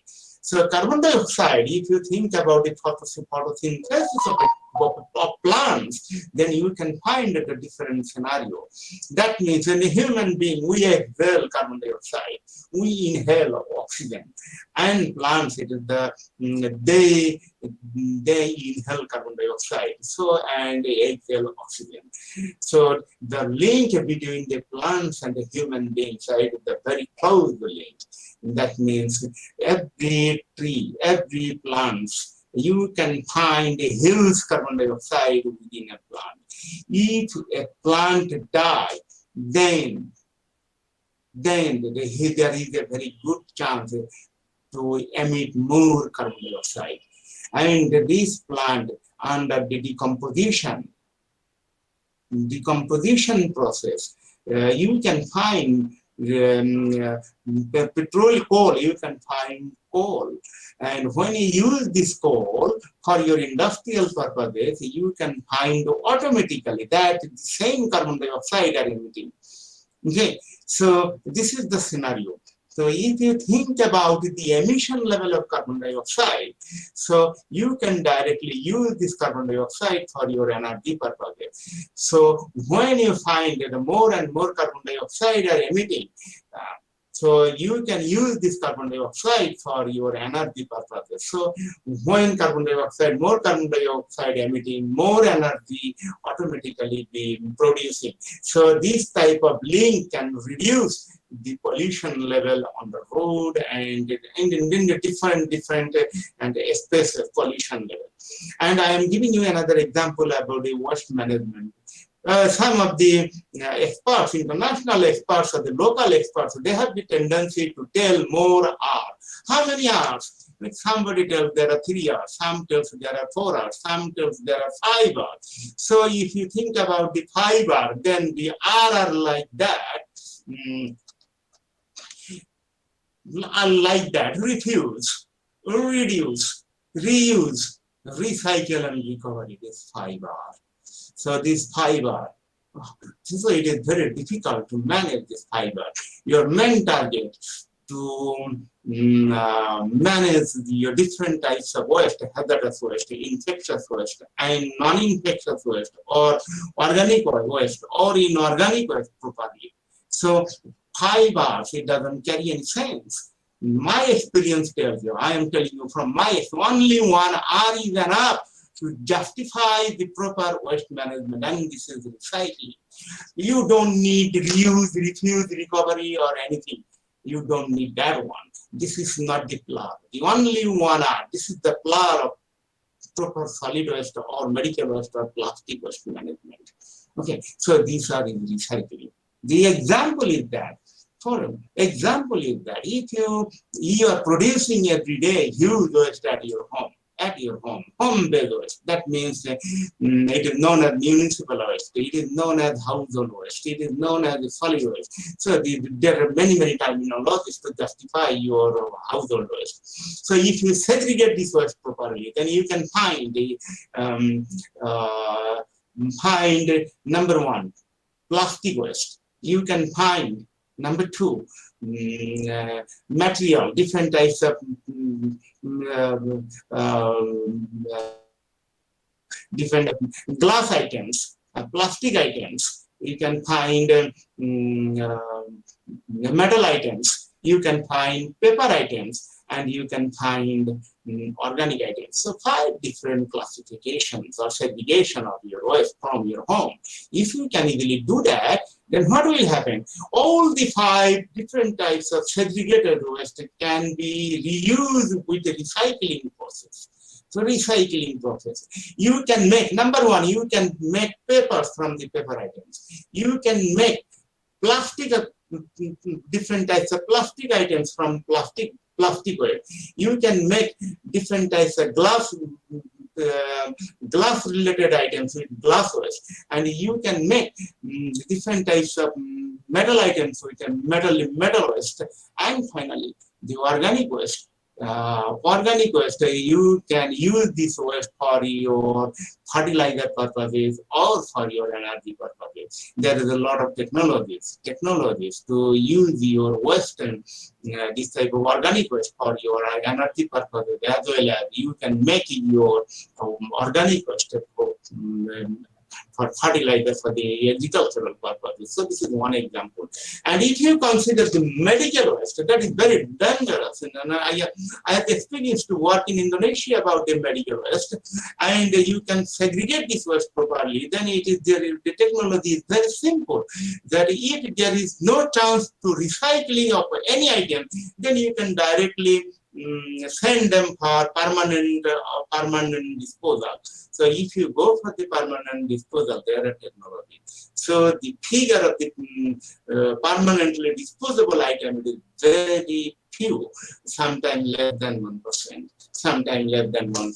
So if you academically or with the segregate your generated waste properly, then you can easily manage everything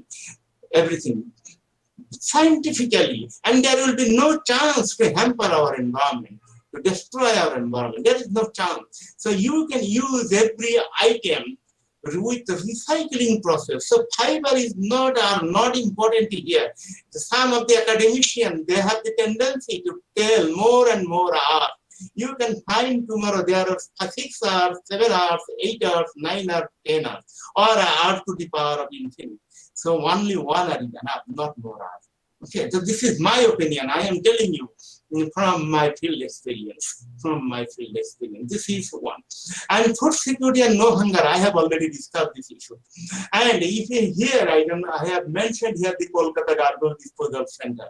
I visited Calcutta several times. From the Calcutta airport to Calcutta city, every time I find in the left-hand side, there is a garbage disposal center in Calcutta. I can easily make this all kinds of garbages to different purposes, efficiently use this garbage for different purposes, and it needs only 3 years. It needs only 3 years. I can easily do that.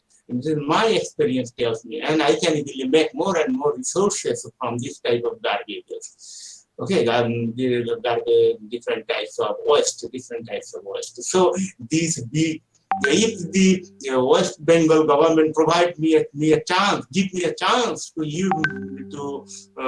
utilize this waste for energy purposes or any purposes or economic purposes, then I can easily do that.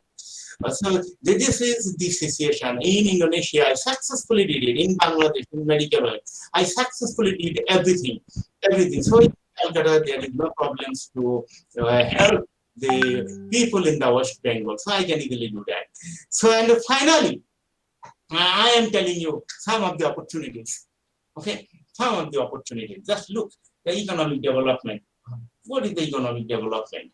And what is our status? I am giving you only one example. Look, the population density in Bangladesh, a very small country, but around 165 million people living in this country.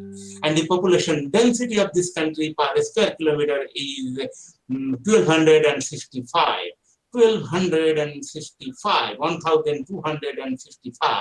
This is a huge population are living in a small area, 1 square kilometer inside. The figure is 464 in India. 464 in India. In Bangladesh, 1,265. In Pakistan, the figure is 287. In China, the figure is 153. In Japan, it is 347. In Nepal, it is 203. And in USA, it is only 36. And in Russia, it is only 9. Okay. So this country is poor, but providing all the basic needs to all its 165 million people. Think it carefully. Consider this figure very carefully, please. 1,265 people are living in this country per square kilometer. In India, at the same time in India, the figure is 464. If you want to make the same population density in India, how many people are living in India? It is 1.39 billion. If you want to make the same population density like Bangladesh and in India, the total population in India could be 3.76, 3.8 billion. Just think carefully. What will happen in India then? Okay, what will happen in India then? Well, now it is 1.4. And if you want to make the same population density in India, the figure could be 3.8 billion. Okay, in China, the population density is right now 153. If you want to make the population density 1,255, the total population of China could be more than 11 billion. And if you want to, the population density in the United States of America, it is 36. It is now 36. population density. If you want to make the population density of the United States of America just like Bangladesh 1265, the total population of the USA should be 11.5 billion. 11.5 billion. So think carefully. What is sustainability? How can you define sustainability in the context of Bangladesh and India? When the US tell this is the sustainable development, how can you justify this sustainable definition of sustainable development can be implied in Bangladesh and India? We need a different definition of sustainable development. And if we can do that, we can increase, we can develop the social norm of our people. And so this social norm of our people increase, then the country automatically will increase. So this is my point. This is the time is around 40 minutes, so I don't like to discuss more. I want to finish it here now. And finally, what will happen? If we can think carefully about the fourth industrial revolution in India and Bangladesh, and for agriculture, if the third agricultural revolution, then it is possible to make our country develop with sustainable way. So this is my final, this is my presentation. So thank you very much for participating in the presentation. And again, I am expressing my sincere thanks to the organizing committee to present my opinions in this international webinar. Thank you very much. Thank you, sir. Welcome.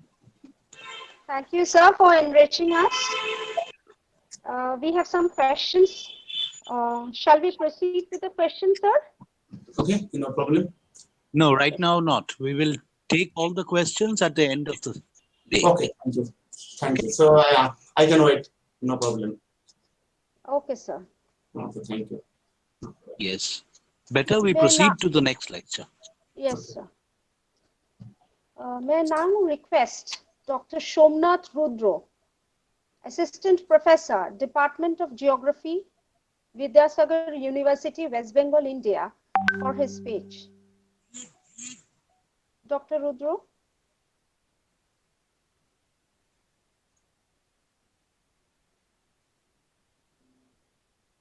Dr. Rudra? Am I audible now? Yes. Yes, sir. You're audible. Okay. Thank you very much. And first of all, I want to thank all the participants and the speakers, organizing committee, and all the principal of the college for organizing such type of seminar and allowing me for this nice lecture and to discuss such an pertinent topic which is very much important nowadays. So I will put some light on these important things, and now I will present my slide. If it is visible, please let me know. Is it visible? No, sir, not yet. No.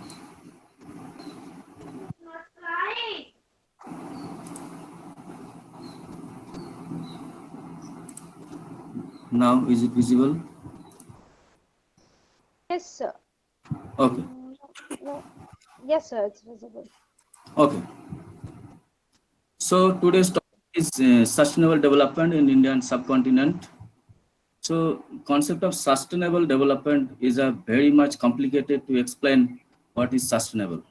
So my earlier speaker have explained very nicely the concept of sustainable development and how can we achieve this concept of sustainability in any kind of development.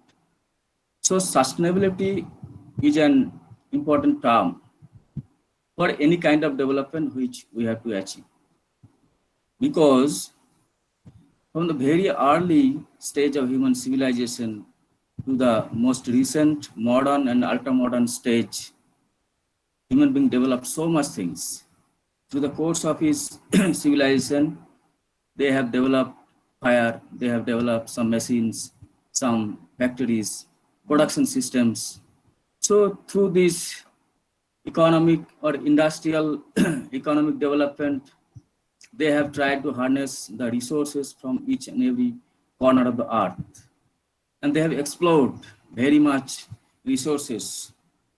So from this development, one negative point has been emerged, that we have explored, we have harnessed our Mother Earth over. So it leads to some environmental problems, some environmental degradations, not only environment, some social problems are also there for unequal distribution of resources. Some people share more amount of all resources, while some people they are deprived of their portion. So from this type of development, we have started to decide that whether this type of development is desirable or not. So sustainability of development, the scientists, the geographer, the social scientists, all have tried to define that what is the sustainable development. Although there are some definition, popular definition made by the United Nations through the Brundtland Commission, and all these definitions have been already been discussed, and they have prepared some goals to attain the sustainability, that how can we achieve the sustainability or the development can be sustainable. So there are 17 sustainable development goals. So out of 17 sustainable goals, I will discuss the 6th sustainable development goal, which is the access to clean water and sanitation.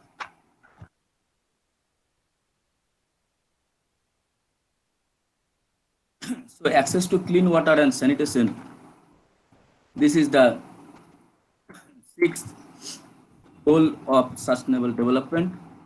And you can see all these 17 goals of sustainable development, and these goals are the blueprint, and we have to achieve these sustainable goals within 2030. So we have prepared a 15 years blueprint for the betterment of our earth, for our sustainable future. So clean water and sanitation, this is the 6th sustainable development goals. And these goals, of course, it is related to the 3rd number, that is the good health and well-being. If clean water and sanitation are not successful to all, then the achievement of good health and well-being is also impossible. Then to provide clean water and sanitation, we need to achieve another goal, that is the responsible consumption and production. So responsible consumption and production is very much essential for the provision of clean water and sanitation. So now we can look what of the global scenario of present day water, clean water or fresh water. So smart water management is a precondition for sustainable development, because water is very much essential for economic development, social needs, and also to maintain the environmental ecosystem, ecological services. So this is a very easy diagram to show that although we have 75% earth surface covered with water, but 97% is saline, which cannot be directly used for our consumption. Only 3% is fresh water, and within that 3%, there are also variations. Some are intact or kept in the form of glaciers or ice. Some are in groundwater. So very limited amount of water is available for our consumption. So some facts about the global water scenario, that in present day, 1.7 billion people, that means 1/4 of the people are living in the river basin areas. But in that area, the extraction of water is more than the recharge. And this leads to the desiccation of rivers, depletion of groundwater, degradation of ecosystems also. So in future, what will happen? So there are so many predictions, so many warning that the demand of fresh water will be 40% more than the available supply of fresh water within 2030. And it will again enhance, or it will again increase to 55% by 2050. And also if we look at the groundwater footprint, it is seen that groundwater footprint is 3.5 times of the available size of aquifer. Then water shortage is the inevitable, and it will be the top 3 global risk of highest concern. Then 2/3 of the world population will live in the water-stressed countries within 2025 if the current rate of consumption continues.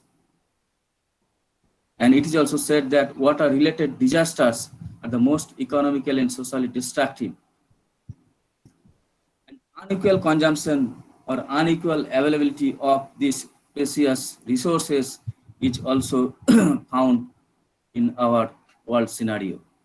That 14% of people, they enjoy 53% of available water, and rest of the people, that means 86% of the people, use the remaining part of the water. But the India, China, and many of the developing nations and Southeast Asia, African nations, they use very less amount of water. Now come to Indian scenario, water resource conditions in India. That India, we cover only 2.4% of the Earth's land surface, but we have 4% water resources. So if we compare the area with the water resources, we can have more water resources than the area, because we have plenty of rainfalls, river basins, so many lakes are there, surface water storage. So we have huge amount of water resources in compared to aerial coverage. But another fact is that our population share is 17%. So we have to maintain 17% of the world population with the 4% of water resources. So this is very much alarming that we have to maintain the available water resources judiciously. So Indian subcontinent, or in India, in our country, we can get 4,000 billion cubic meters of precipitation, including snowfalls. But out of this 4,000 BCM precipitation, 3,000, that means 75%, occurs within the monsoon period.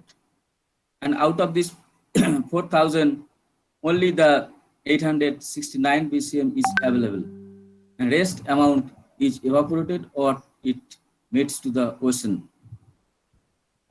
This table very much depicts that the annual water availability is nearly 45% of the total precipitation, and per capita availability of water, it is also decreasing. In 2001,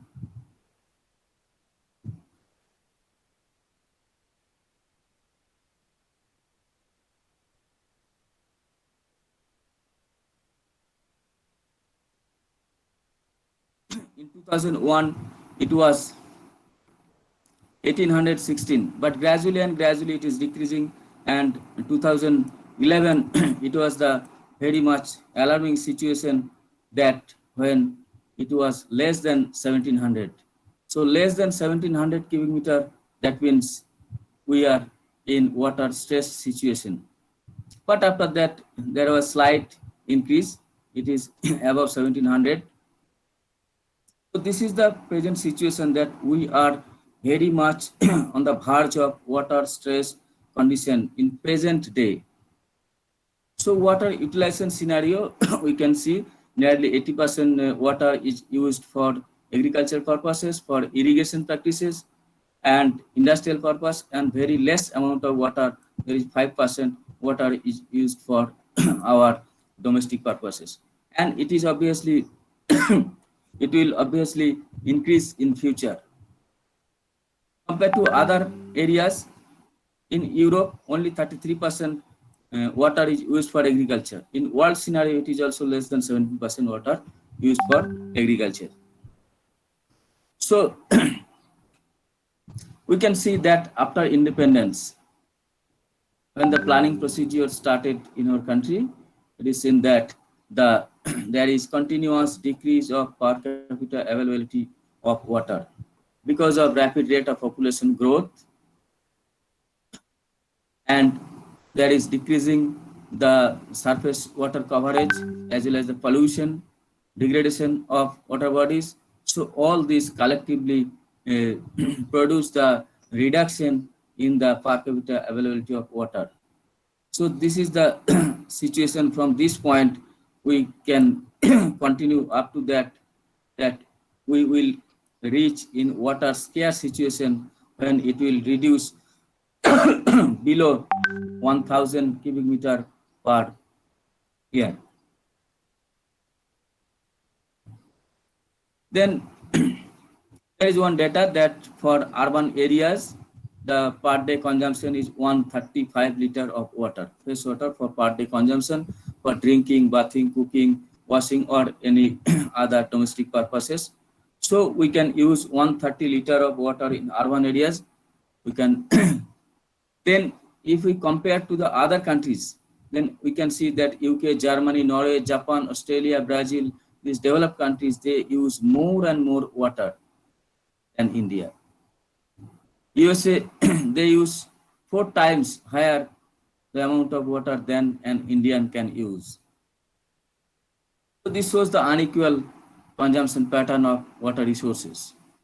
In India also, we can see there is also unequal distribution or unequal demand and availability of water. In urban areas, Delhi has the highest water demand, highest domestic water demand, followed by Mumbai. So Delhi and Mumbai, these two metro cities jointly demand 50% of the city's water demand. So there is graph that Delhi, Mumbai, Hyderabad, Bangalore, all these, they are using the less amount of water.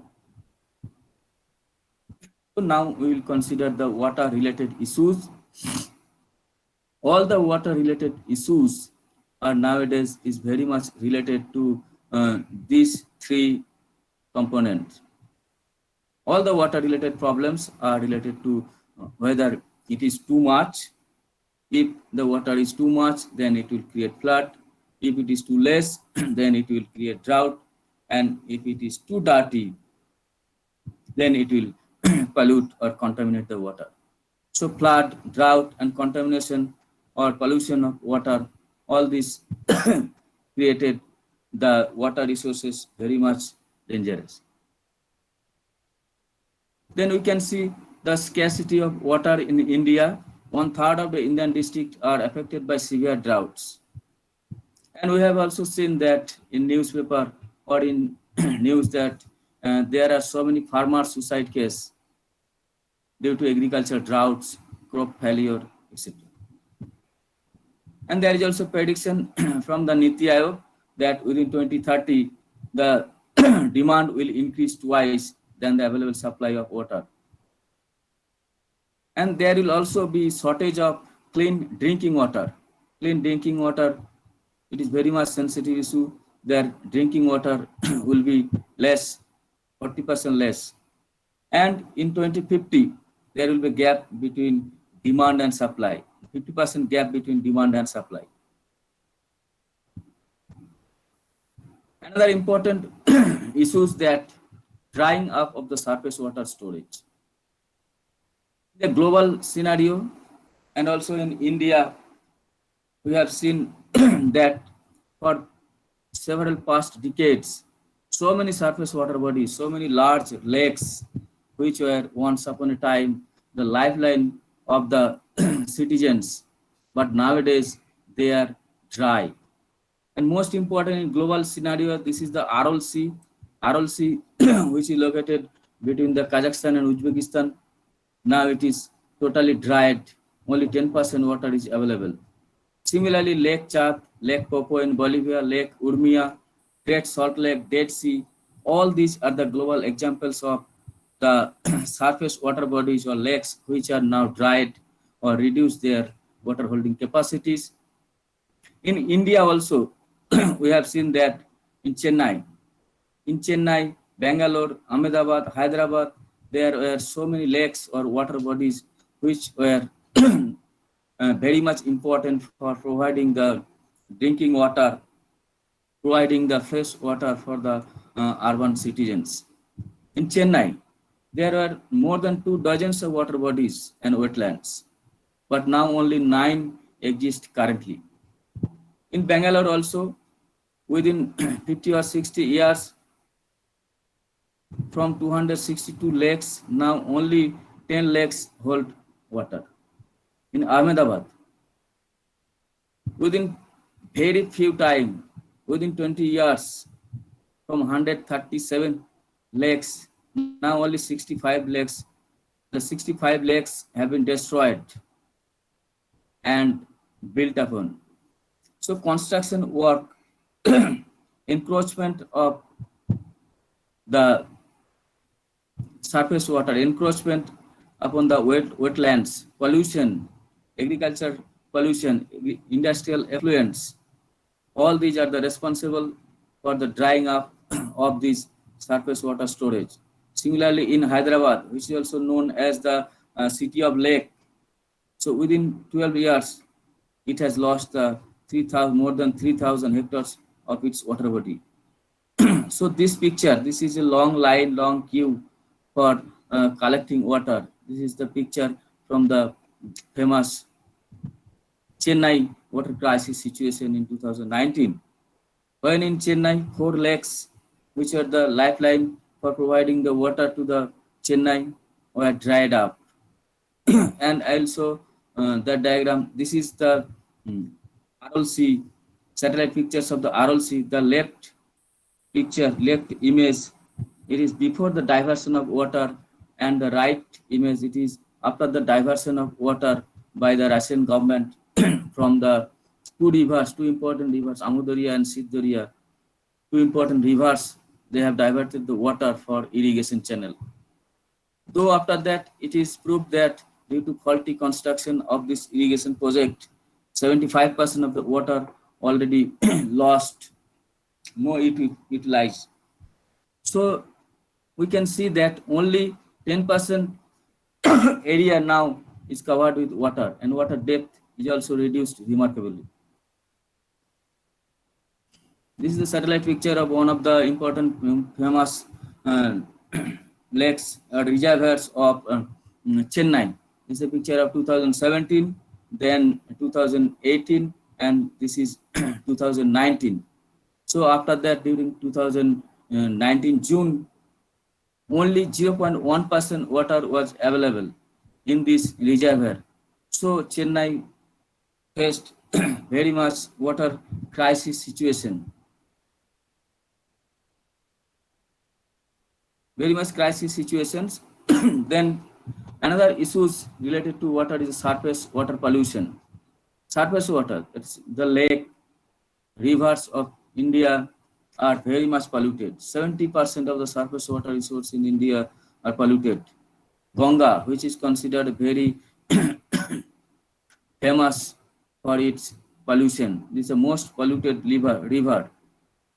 So pollution level is so high that from the WHO, they have provided some guidelines that whether this water will be suitable for bathing or not. So they have made some guidelines that if in the water fecal coliform bacteria, it is limited that 500 fecal coliform bacteria in 100 milliliter of water.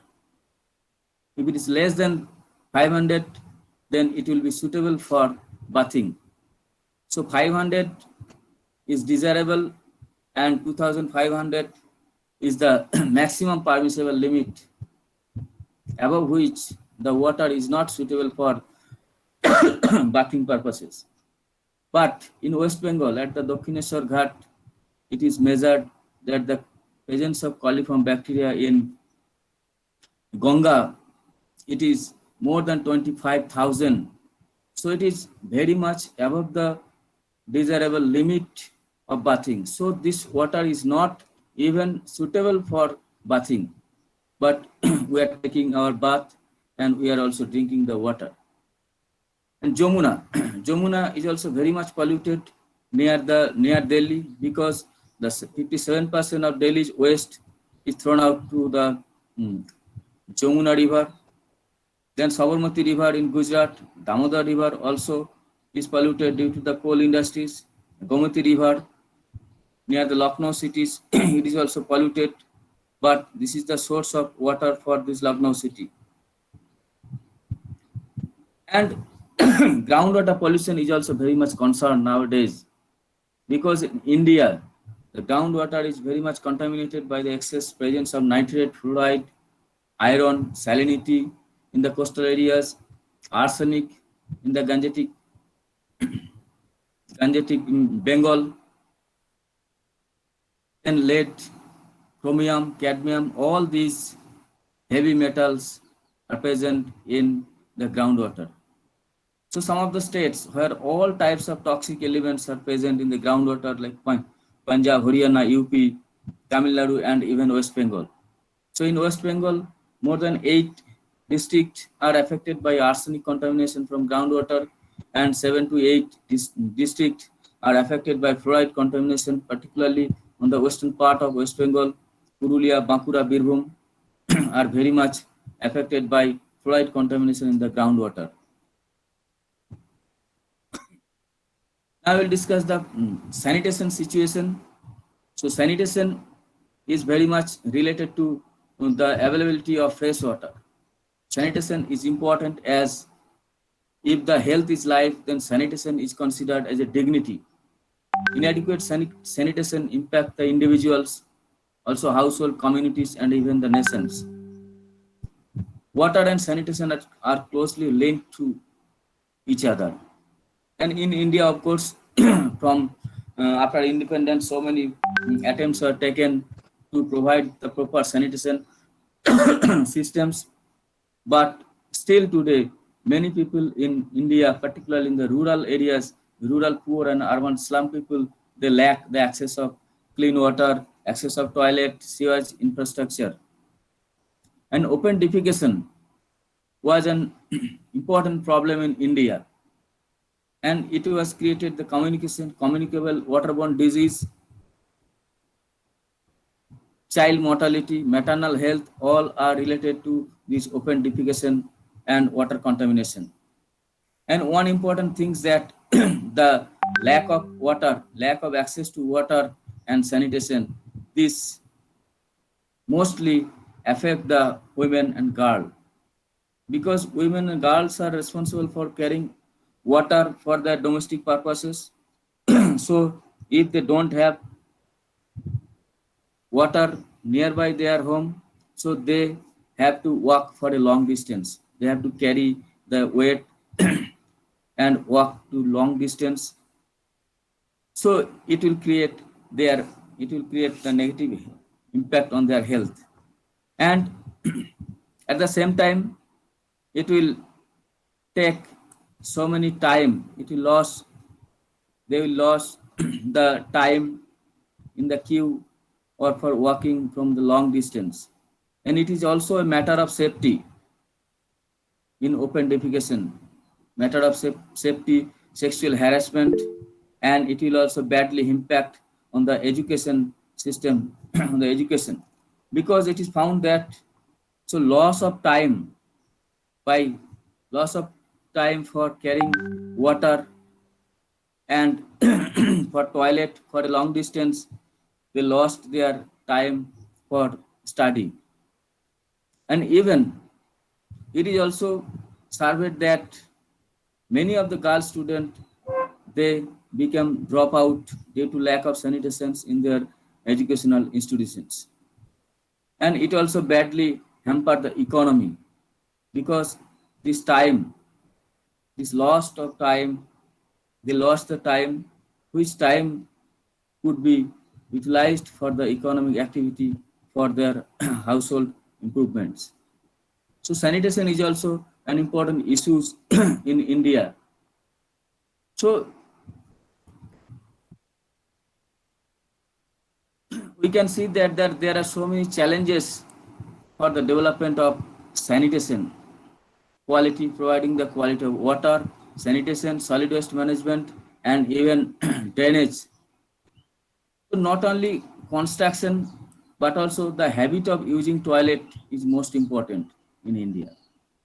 Because for different government projects, government has prepared the toilet in large number of households.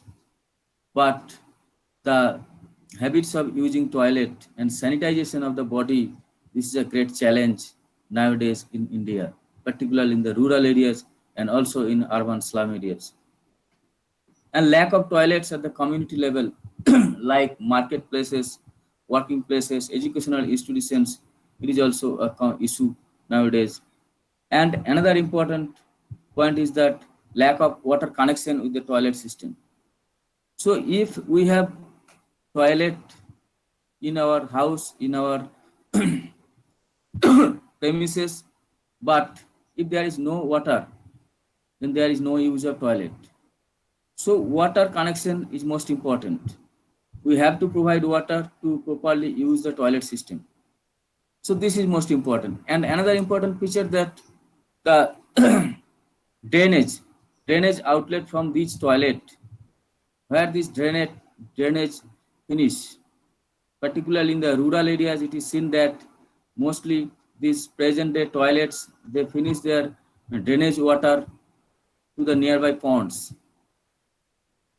And it will create another problems of surface water pollution of the ponds or rivers. And large number of people are also employed in manual scavenging.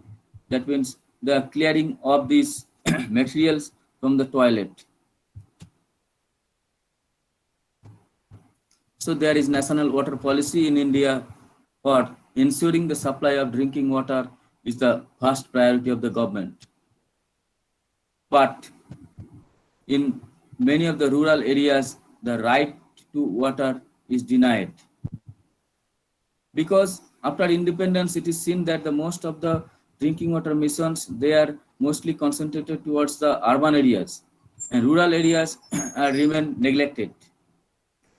So we can see that the people from Purulia, Bankura, and West Medinipur, they face the serious water crisis during every summer. Of course, there are some policy and regulations from the government, because water is itself a state subject in India, as it is the federal state. That there is also a role of central government to facilitate and monitor the management program. Two ministries are responsible for this sector. Ministry of Drinking Water and Sanitation is responsible for rural drinking water and sanitation, and Ministry of Housing and Urban Affairs are responsible for urban water supply and sanitation. And some programs we have taken in the earlier, we have taken the National Rural Drinking Water Program for a part of Bharat Nirman project to provide the safe drinking water to the rural population, for the construction of tube wells.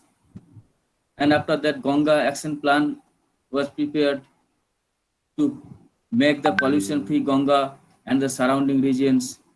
And now a new project has been emerged, that is the Clean Ganga, or National Mission for Clean Ganga, and it is popularly known as the Namami Gange. During 2014, from the Ministry of Jal Shakti, Department of Water Resource, River Development and Ganga Rejuvenation.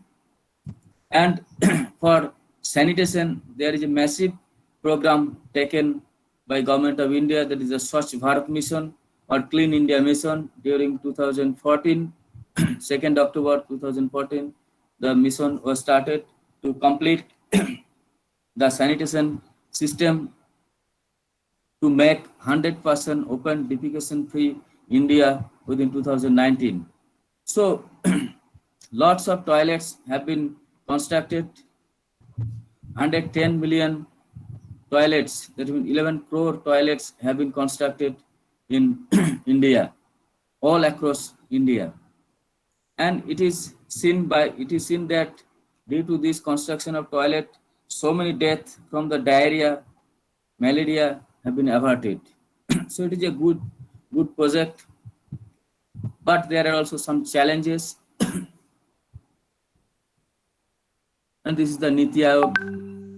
We know that Niti Aayog is the think tank of central government to provide the planning. So they have prepared the Sustainable Development Report, that how much we have achieved the sustainable development, which was started in 2015. So they have prepared the report in 2019, and it is seen that India ranked 115 out of 162 countries, and its score is 60 out of 100. And within India, for the overall SDG, Sustainable Development Goals, the Kerala, Himachal Pradesh, Andhra Pradesh, they have achieved very good. And on the other hand, the Bihar, Jharkhand, Arunachal Pradesh, Meghalaya, Uttar Pradesh, all are at the bottom of the list. And if we consider the goal 6, that means the access of clean water and sanitation, it is seen that Andhra Pradesh, Uttar Pradesh, Maharashtra, Gujarat, they have achieved very much, scoring nearly 100, more than 90, 96, 94. And of course, the lowest rank is Tripura, Meghalaya, Punjab, Nagaland, Rajasthan.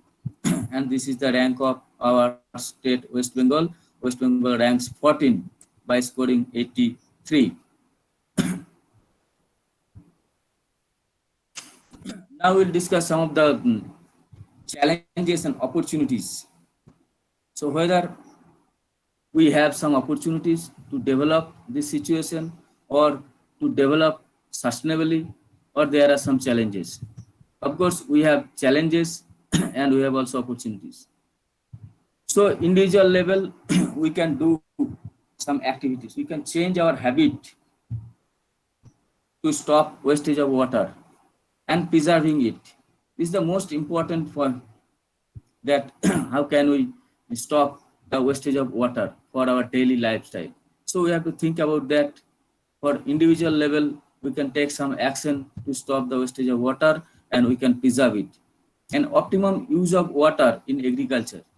Because in agriculture in India, we have seen that much of water is become wastage.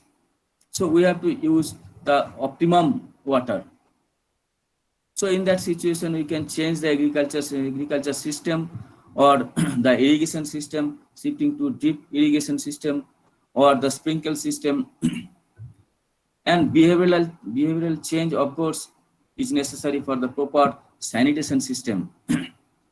So in India, there are so many advertisements that how we have to use the toilet, because we are not very much habitual to use the toilet in a confined room.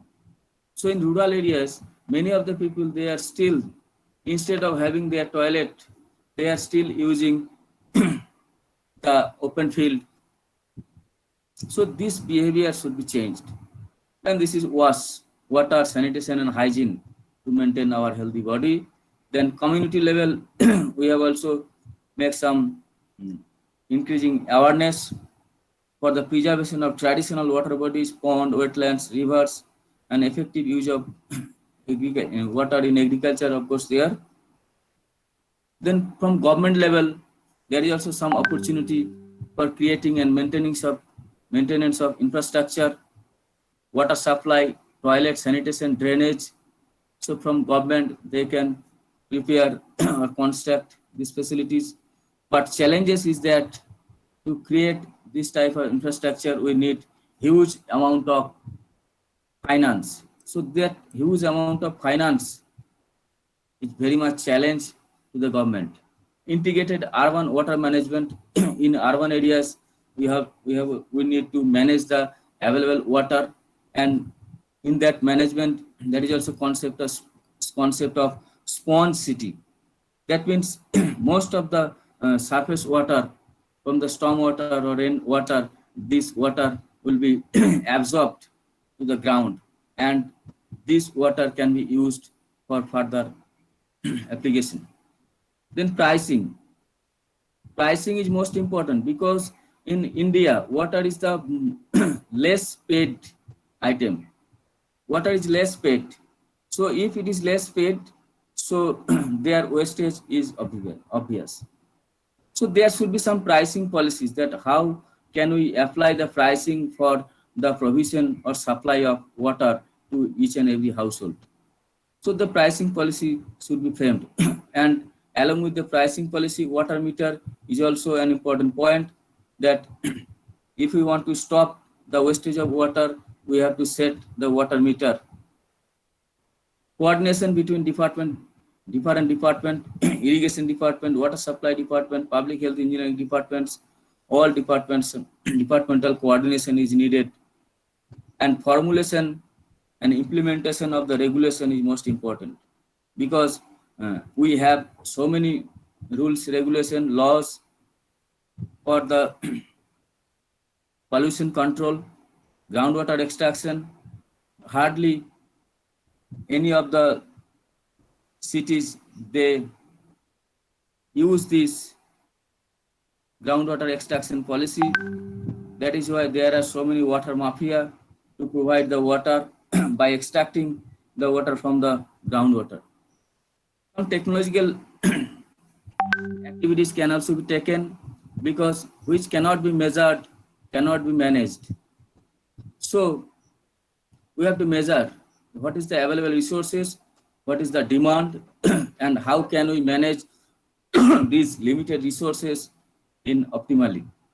Development of new technology is required for irrigation system and wastewater treatment, recycling, reuse of this water, recycling of wastewater is most important.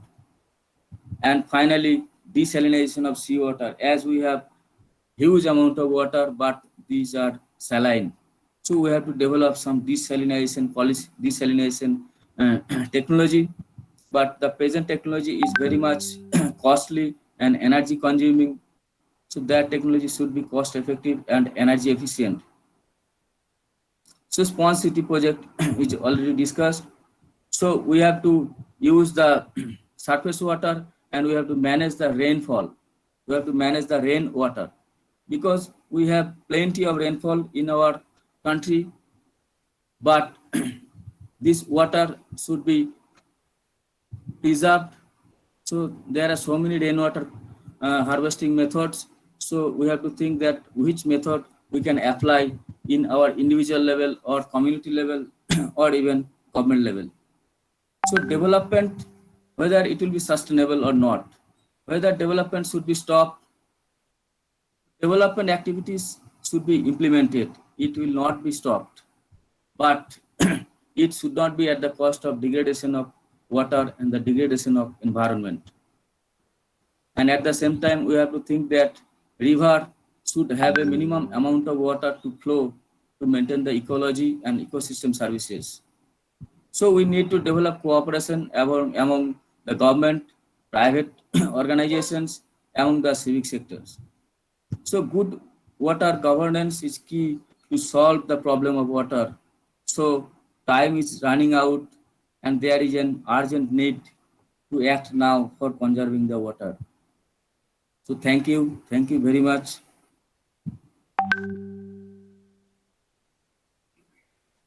Thank you, sir, for your informative lecture. May I now move on to question answer session? Sir? Okay. Okay, sir. So 1 minute. Actually, sir, I don't find any question for you, sir.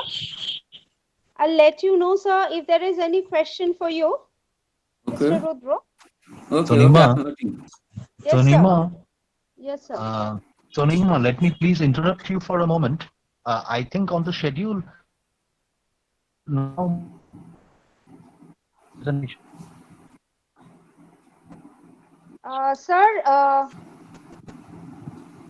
Sir, there is only 3 questions for Mr. Manzurul Hassan.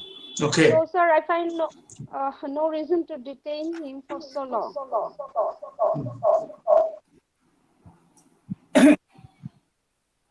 What are the question, please? Yes, sir. 1 minute, sir. It's a question from Mr. Umar Farooq. He is asking that which goal will be in top ranked in context of Bangladesh? Which goal will be in top rank? Okay, I understand. Okay, I understand. Yes. The government of Bangladesh actually achieving the sustainable development goals, many sustainable development goals, and mainly the government is focusing, giving priority on the energy sector, mainly energy sector. It is because the green energy or the sufficient energy could influence in different sectors. And if people get sufficient energy, they can use this energy for different development aspects as per their needs. So that is why government is mainly focusing its attention on the energy sector rather than other development. Okay. So this is the point. And any other question? Sir, there is another question. There is another question okay. From Dipen Boshu. He is asking that how we can develop awareness among the students. Develop awareness. Yes, sir. Awareness. In my country, actually, the thing is that if I can give you one example about the goal 6, clean water and sanitation, then you can find that school sanitation is an important indicator to justify whether goal 6 would be achievable. So if the school children, they learn some things about the different targets of clean water and sanitation, then they can influence it to their parents and family. And then this type of knowledge to the students, they could help their parents mandate, because if you think of go back to the previous generation, their education level or the literacy level was very low. Now, school children are helping their parents to learn more and more about to change their behavior. For example, today I am here. Just I find some person at their homes, they are participating in this seminar. Without having any shorts or without having any dress to cover up their top. So this is one kind of the cultural norm. So if you think this cultural norm, this is a standard, then you have to think in a different way. But the thing is that if we consider we have to change this norm in different ways, then you have to develop, you have to disseminate some ideas to the children in the school level, as if they could follow the different norms or different rules and regulations in their regular life. And if you can influence to the school children, then the society can automatically, the level of the society, the social norm or social status automatically be increased. So school should be the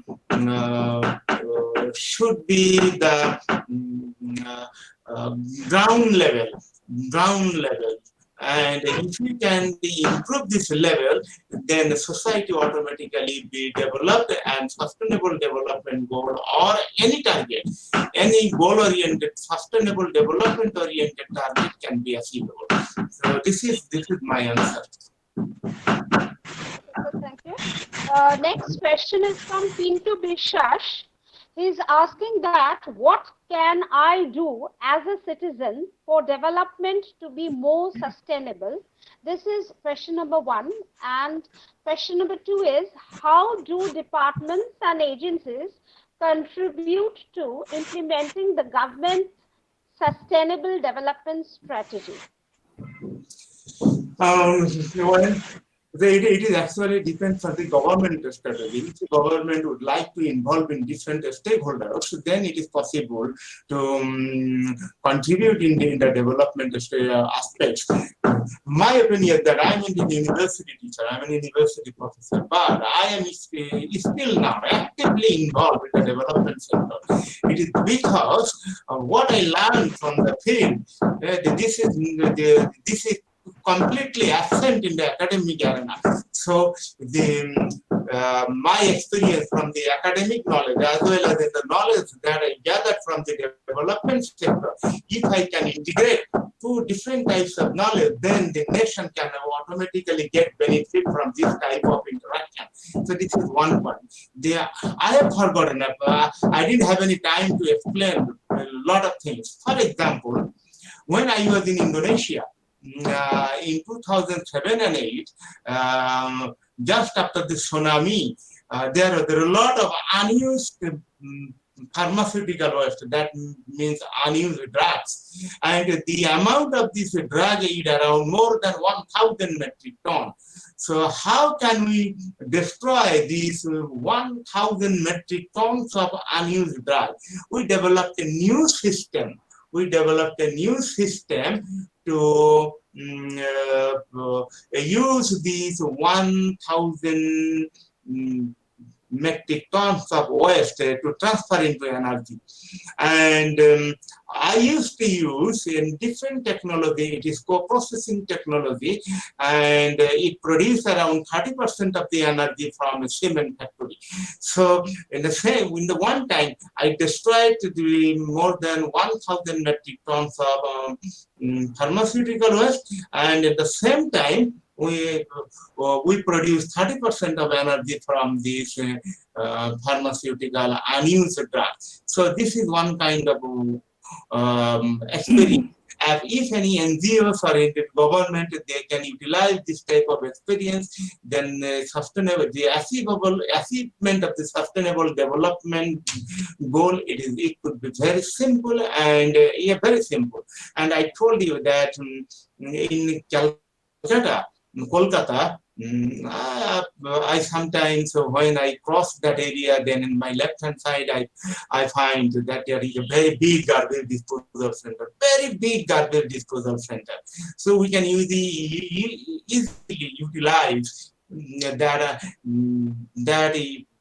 waste for our energy purposes, as well as we can recycle different items for the different purposes. So a green energy can be produced from that type of waste. So if people or any NGOs or any stakeholders, they have ideas about this type of green energy or any sustainable goal-oriented activities, then it is very it will be helpful for India from their well-experienced different NGOs. And in Bangladesh, I am also doing some things about the waste management system in city corporation in our Dhaka. There are so many waste. So household waste, there is very less problem compared to the business waste. So if you think about the bottle of water, so people have the tendency to throw the bottle in different places. So how can we reutilize this bottle with the recycling process? So if we can easily do that and develop a new policy, then it will be helpful for the environment as well as the society. So thank you.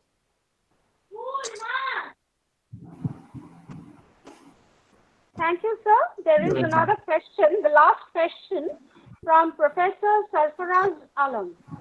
He's asking that, sir, could you please throw some light on why the economic growth projection of Bangladesh is quite higher compared to other countries of the region during the post-COVID period? during the post-COVID period, I don't have any idea about the post-COVID period. If you think we are still now in the COVID period, pandemic period, so the thing is that post-COVID period, I don't know, have any idea about that. But the thing is that if I give you one statistic, then probably your database, your statistic is not correct. It is because in our garment sector, more than 1/4 of the workers, they have already lost their jobs, number one. There is already more than 10 million of the people, they have already lost their jobs in different sectors. So this is a very big figure, and they have already went back to their rural areas, their homes at the rural areas. And I don't know what they are doing right now, but they could find out a new opportunity for their survival strategy. So economic growth, economic development, and GDP, it is a totally different issue. So I don't have any ideas about your question. I don't know if the database is correct, then I have to find out. I don't have any idea about the economic growth is very high like that. I don't know. I don't know anything about that. Yeah. But we are facing serious problems in my country. So this is the issue. Okay, thank you. Okay, sir, thank you. Sir, there is no more question, but someone called Mr. Rovin Dash, he's stating that actually every crisis and scarcity situation or period can teach us to explore another way for conservation. So practice experience and experience practice must be essential to open the key for better planning and management.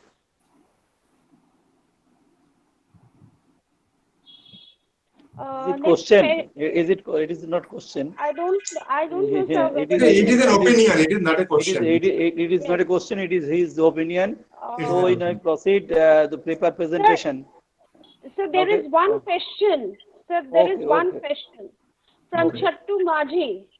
In this pandemic situation, and after that hamper any sustainable development in India or Bangladesh, how manage in the quality of education? Quality of education. I am telling you one thing very interesting. We are now taking our classes into online through Google Meet or different kinds of media-based software.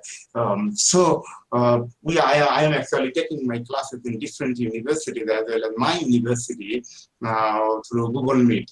So the thing is that it's sometimes facing problems to justify everything clearly, and it is because it is not interactive like the face-to-face teaching process.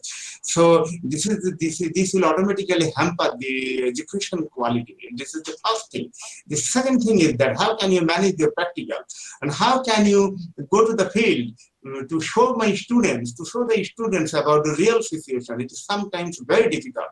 So there will be a lot of limitations to teachers, my students, or provide them a lot of information, relevant information through the online system. And this pandemic situation, it is hampering the education quality, number one. Number two, in the sustainable development, there is nothing about what the government will do during this type of crisis period. But I am giving you one example. My home district in the coastal belt of Bangladesh, coastal belt near Sundarban and Indian border. Indian border like Khodaranga in India.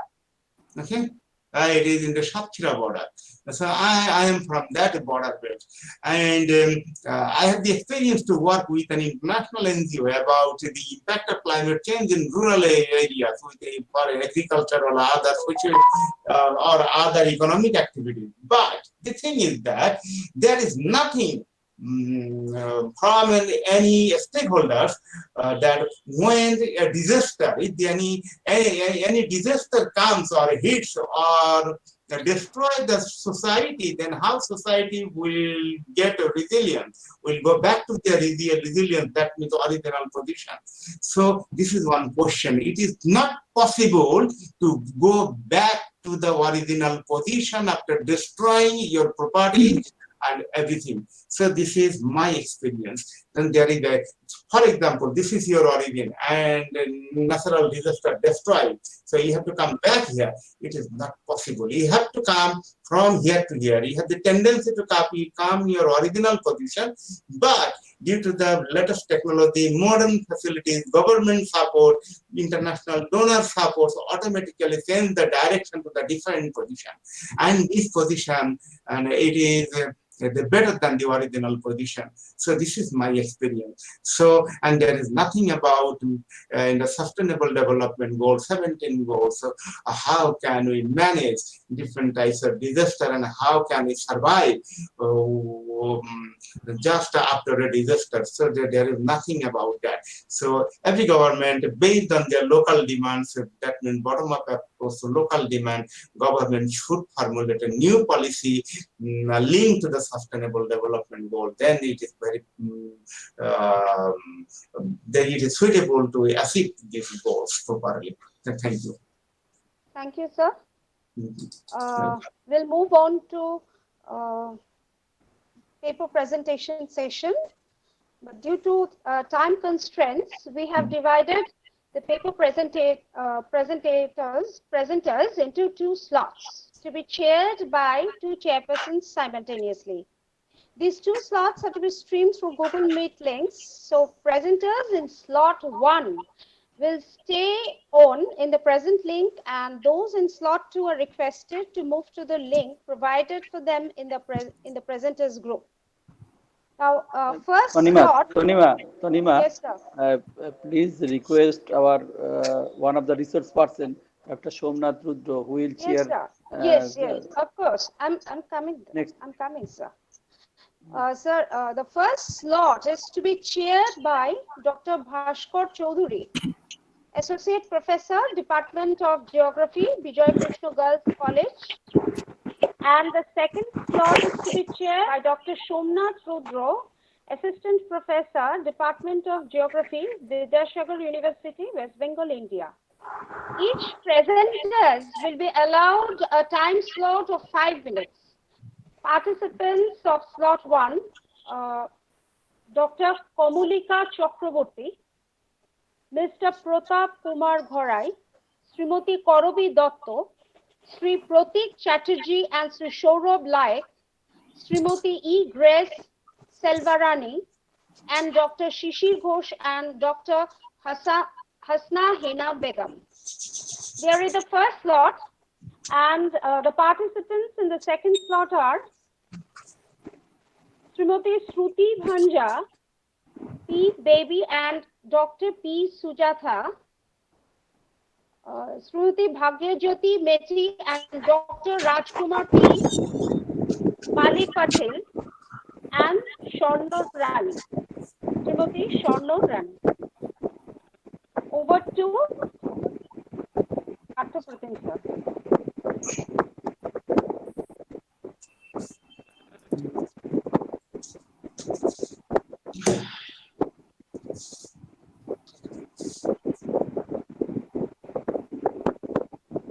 Please request for all the participants are requested to mute their microphone. All the participants and resource persons are requested to mute their microphone. Okay.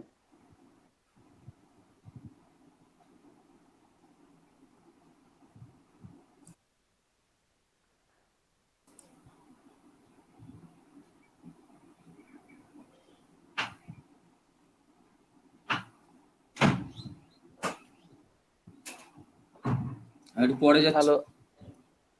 Hello. Yes, sir. Partho. Can you hear me? হ্যাঁ sir বলুন বলছি যে ওখানে 2 জন join করেছে আমাদের সোমনাথ বাবুকে ওখানে লিংকটা কে দেবে ওনাকে তো লিংক না দিলে ওখানে যেতে পারবেন না বৈদ্যনাথ তুমি বৈদ্যনাথ আছে বৈদ্যনাথ পাঠিয়ে দিচ্ছে বৈদ্যনাথ লিংকটা দাও উনি ওখানে জয়েন করুক স্যার আমি ওনাকে হোয়াটসঅ্যাপে পাঠিয়েছিলাম তাহলে ওটা কি আবার মেলে পাঠাবো না স্যারকে জিজ্ঞেস করো স্যার সোমনাথ বাবু আপনাকে মেলে পাঠিয়ে দিন মেলে কানেক্ট করতে সুবিধা হবে আচ্ছা আপনাকে মেলে পাঠিয়ে দিচ্ছি ওকে স্যার। আচ্ছা আপনারা কিন্তু আবার সবাই ফিরে আসবেন এখানে, ওখানে দুজন আছে, সোমনাথ বাবু আপনার ওখানে দুজন আছে মাত্র, ঠিক আছে? আচ্ছা আচ্ছা ঠিক আর ঠিক আর আছে। তো আর দুজন হ্যাঁ। আসেনি, স্বর্ণরানীকে এখানে প্রেজেন্ট আছে, জিজ্ঞেস করো তো স্বর্ণরানী আর একজন আমি নাম না, লিখে চ্যাটে লিখেছিলাম, ওরা প্রেজেন্ট দুজন থাকলে গেছে চলে ওখানে, যেত। ওখানে দুজন গেছে। আর আর হ্যাঁ, দুজন, চারজনের শ্রুতি মধ্যে ভঞ্জ দুজনে গেছেন আর আরেকজন। বেবি কি বেবি হুম। জানি গেছেন। আর স্বর্ণরানী এখানে আছেন, ঠিক আছে? স্বর্ণরানী এখানে আছেন কিনা বুঝতে পারছি না। সেটা উনি মনে হয় জয়েনই করেননি, উনি জয়েনই করেননি। Professor Swarnarani, can you hear? Are you with us? সম্ভবত নেই। আর ডক্টর মুকুল কুমার নামে আরেকজন, উনিও জয়েন করেননি। আচ্ছা ঠিক আছে, আমাদের এখানে প্রেজেন্ট কারা কারা আছে সেটা দেখে নাও একটু, দিয়ে শুরু করো, সবাই আছে কিনা সবাই একটু আমাদের রেসপন্স এখানে করুন। প্রেজেন্ট আছেন সবাই, সবাই যে আছেন, অর্ডার তাহলে করা আছে ওই অর্ডারে হোক, শুরু হোক। তাহলে তাহলে ভাস্করবাবুকে দায়িত্ব দাও, ভাস্করবাবু হ্যাঁ, শুরু করিয়ে দেন। এখানে চেয়ারে আছেন তো ভাস্কর বাবু। আচ্ছা এখানে মানে এখানেই হচ্ছে তো প্রেজেন্টেশন মানে হ্যাঁ, যেখানে আপনার আছি। স্লটটা, প্রথম স্লটটা এখানেই হচ্ছে। আচ্ছা আচ্ছা ঠিক আছে।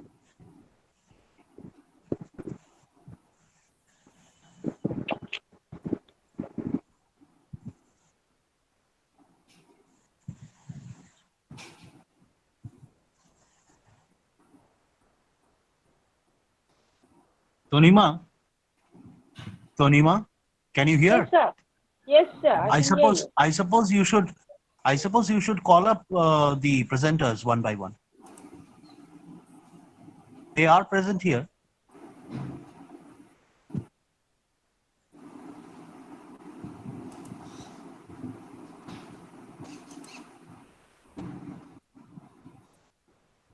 Okay, sir.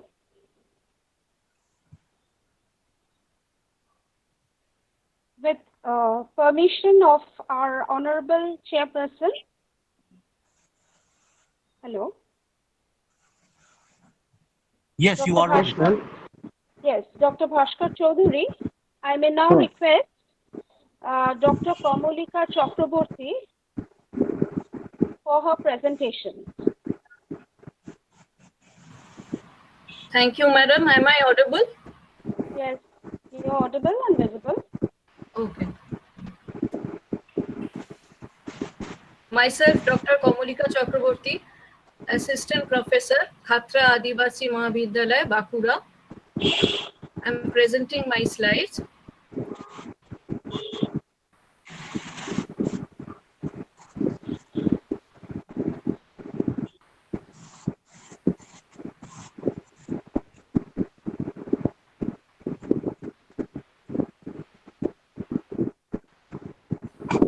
Are my slides visible? No, ma'am, not. Yes. Yes. It's visible, yes. Make it full screen, ma'am. Full screen.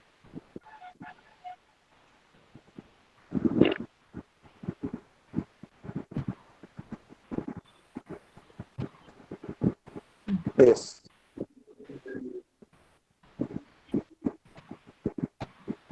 Okay, please start your presentation. Okay. The topic of my lecture is Sustainable Development in India, Progress so far and the Road Ahead.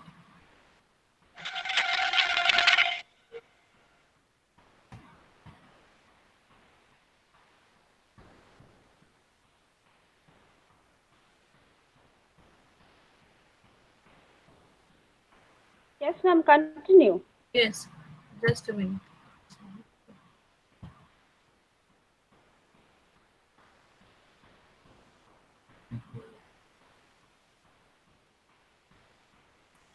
We start with the definition of sustainable development.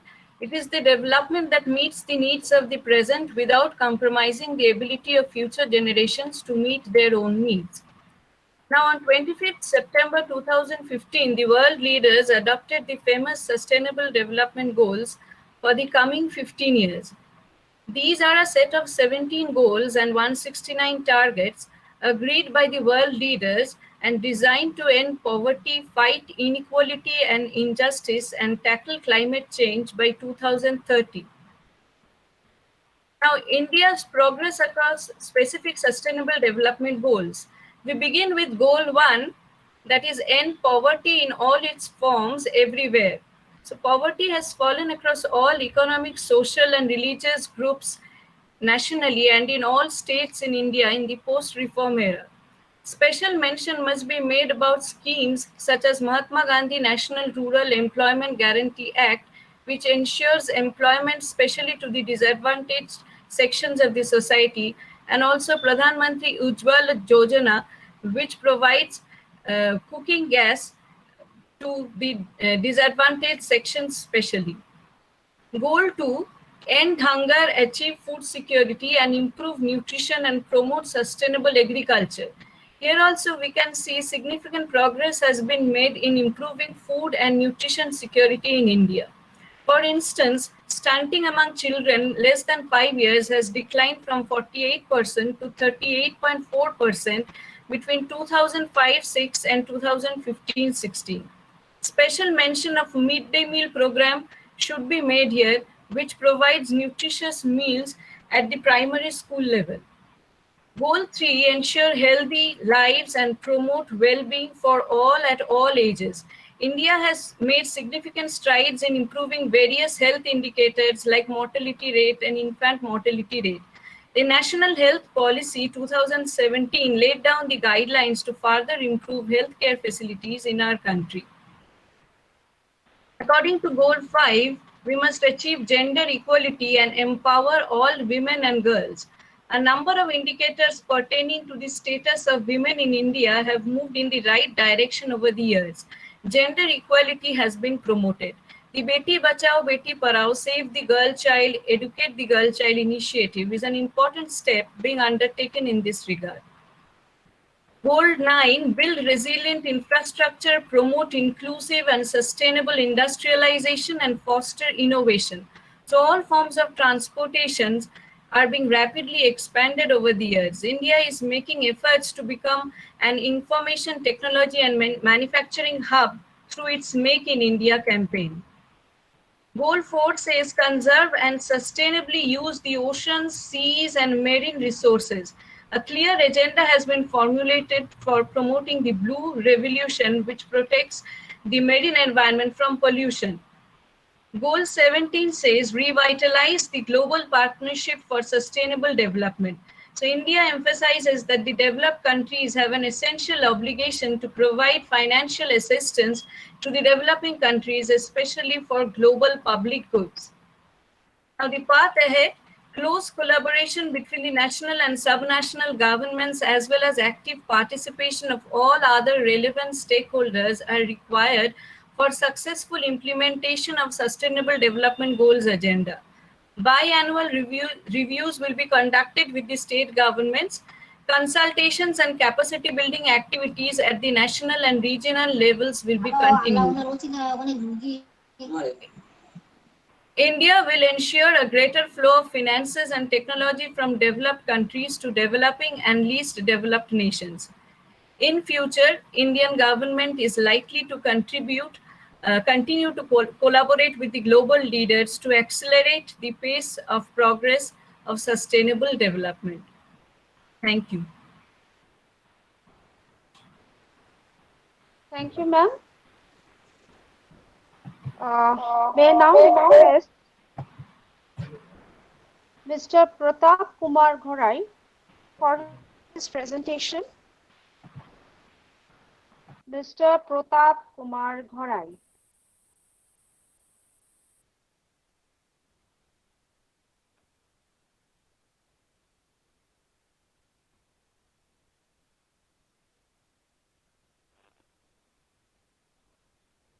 Hello, Mr. Ghorai.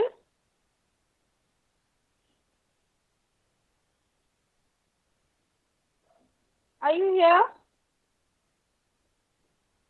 Can you hear me, Mr. Ghorai? Mr. Pratap Kumar Ghorai, I request you to present.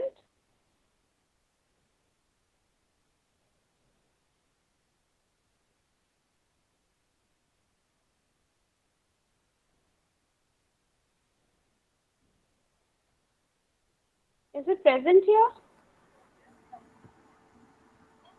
Is it present here? I don't think so. You go for next. Yes, sir. Now, I would like to call upon Srimati Korobi Dotto for her presentation. Yes, ma'am. Srimati Korobi Dotto. Can you hear me, ma'am? Yes, yes, yes. You're audible.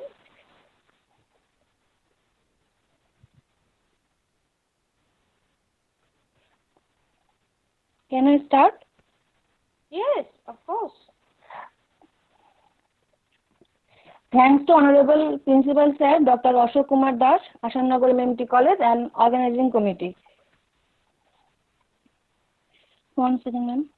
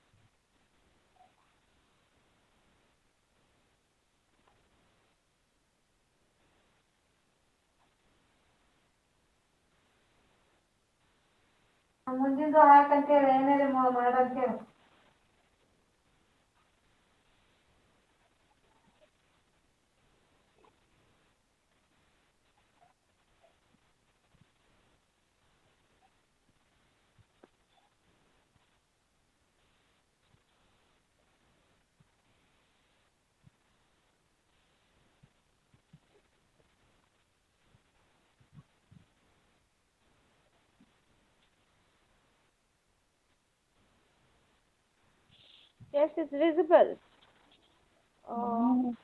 Move, please move your camera. Yes.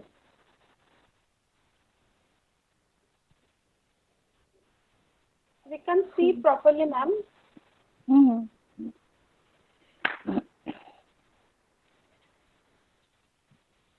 Yes, yes. Okay. Perfect. Perfect, perfect. Myself, Korobi Dotto, maternity leave geography teacher of Shivmoni Konna Vidyapith, Masdia, Nodia. Today topic is sustainable development of Indian subcontinent.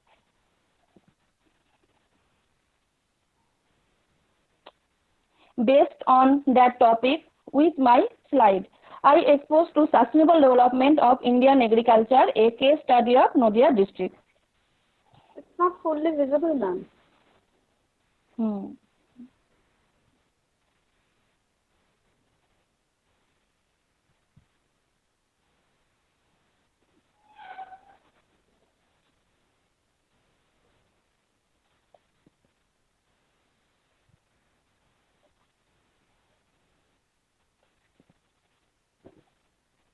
So, based on that topic, I exposed to sustainable development of Indian agriculture, a case study of Nodia district.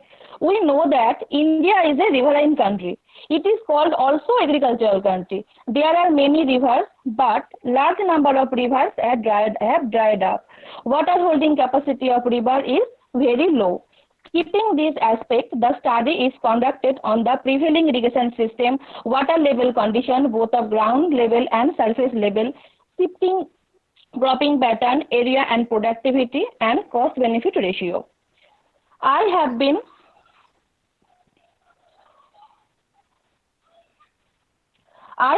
used null hypothesis and alternative hypothesis. So, main problem is agriculture is done along the bank of rivers and Nodia district. Farmers have become more dependent on shallow tubewell at Nodia district. As a result, using a lot water level has gone down.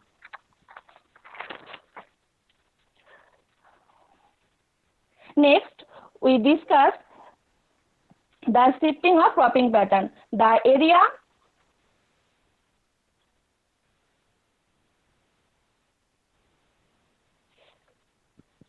I have been used null hypothesis and alternative hypothesis for this research.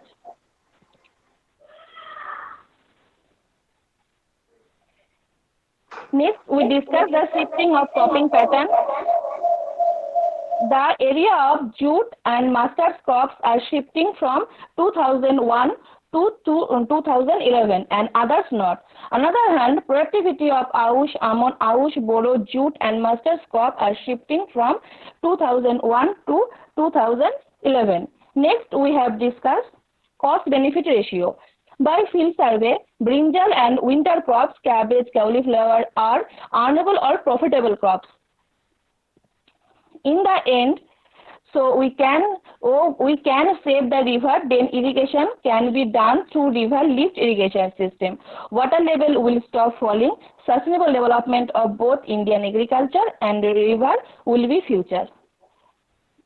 And to show the future scope, to use new technology and introduce new crops, irrigation system selection based on the status of river, doubling of farming, to conservation water which are unnecessarily used by the farmer, and the last to change cropping pattern with related irrigation system. Thank you. Thank you, ma'am, for your presentation. With due permission of our Honorable Chairperson, Dr. Bhaskar Chaudhuri, may I now request Sri Pratik Chatterjee and Sri Saurabh Layak for their presentation. Hello ma'am, Pratik Chatterjee বলছি, শুনতে পাওয়া যাচ্ছে? হ্যাঁ হ্যাঁ হ্যাঁ, একদম শুনতে পাওয়া যাচ্ছে। আচ্ছা, হ্যাঁ, তো myself Pratik Chatterjee, geography teacher of Choudhary Vidyapith, and my partner Saurabh Layak. করবে স্টপ প্রেজেন্টিং করো। এটা কার প্রেজেন্টেশন চলছে? হ্যাঁ হ্যাঁ, এবার ঠিক আছে। Okay Pratik, carry on. হ্যাঁ, and my partner Saurabh Layak, student of Netaji Subhash open university. আমি আমার প্রেজেন্টেশনটা দেওয়ার আগে প্রথমে এই ইন্টারন্যাশনাল ওয়েবিনার আয়োজক কর্তৃপক্ষকে অত্যন্ত ধন্যবাদ জানাই এরকম একটি ইন্টারন্যাশনাল ওয়েবিনার আয়োজন করার জন্য। Today's our topic is consistency of school education in the current epidemic situation, a case study of Kulti block, Paschim Bardhaman, West Bengal. আমাদের এই বর্তমান করোনা পরিস্থিতিতে আমাদের যে তিনটি ক্ষেত্র অত্যন্ত বেশি ক্ষতিগ্রস্ত হয়েছে সেটা হচ্ছে ইকোনমি, অর্থনীতি, চাকরি, job, because most of the people loss their job, and শিক্ষা ব্যবস্থা, এবং শিক্ষা ব্যবস্থা আমাদের অত্যন্ত বেশি ক্ষতিগ্রস্ত হয়েছে। তো আজকে আমি বর্তমানে যেটা সম্পর্কে আলোচনা করছি সেটা হচ্ছে যে এই অনলাইন শিক্ষা ব্যবস্থা যেটা চালু হচ্ছে বা চালু হয়েছে এই বর্তমান পরিস্থিতিতে, সেটা কি আদৌ স্টুডেন্টরা অ্যাকসেপ্ট করতে পারছে না পারছে না, বা তাদের কাছে কতটা এটা এফেক্টিভ, সেই সম্পর্কে আমি আজকে আমার তথ্য সম্পর্কে আলোচনা করছি। বর্তমানে প্রথাগত শিক্ষা ব্যবস্থা ট্র্যাডিশনাল ওয়েতে কোনোভাবে শিক্ষা গ্রহণ করা যাচ্ছে না বর্তমান করোনা পরিস্থিতির কারণে।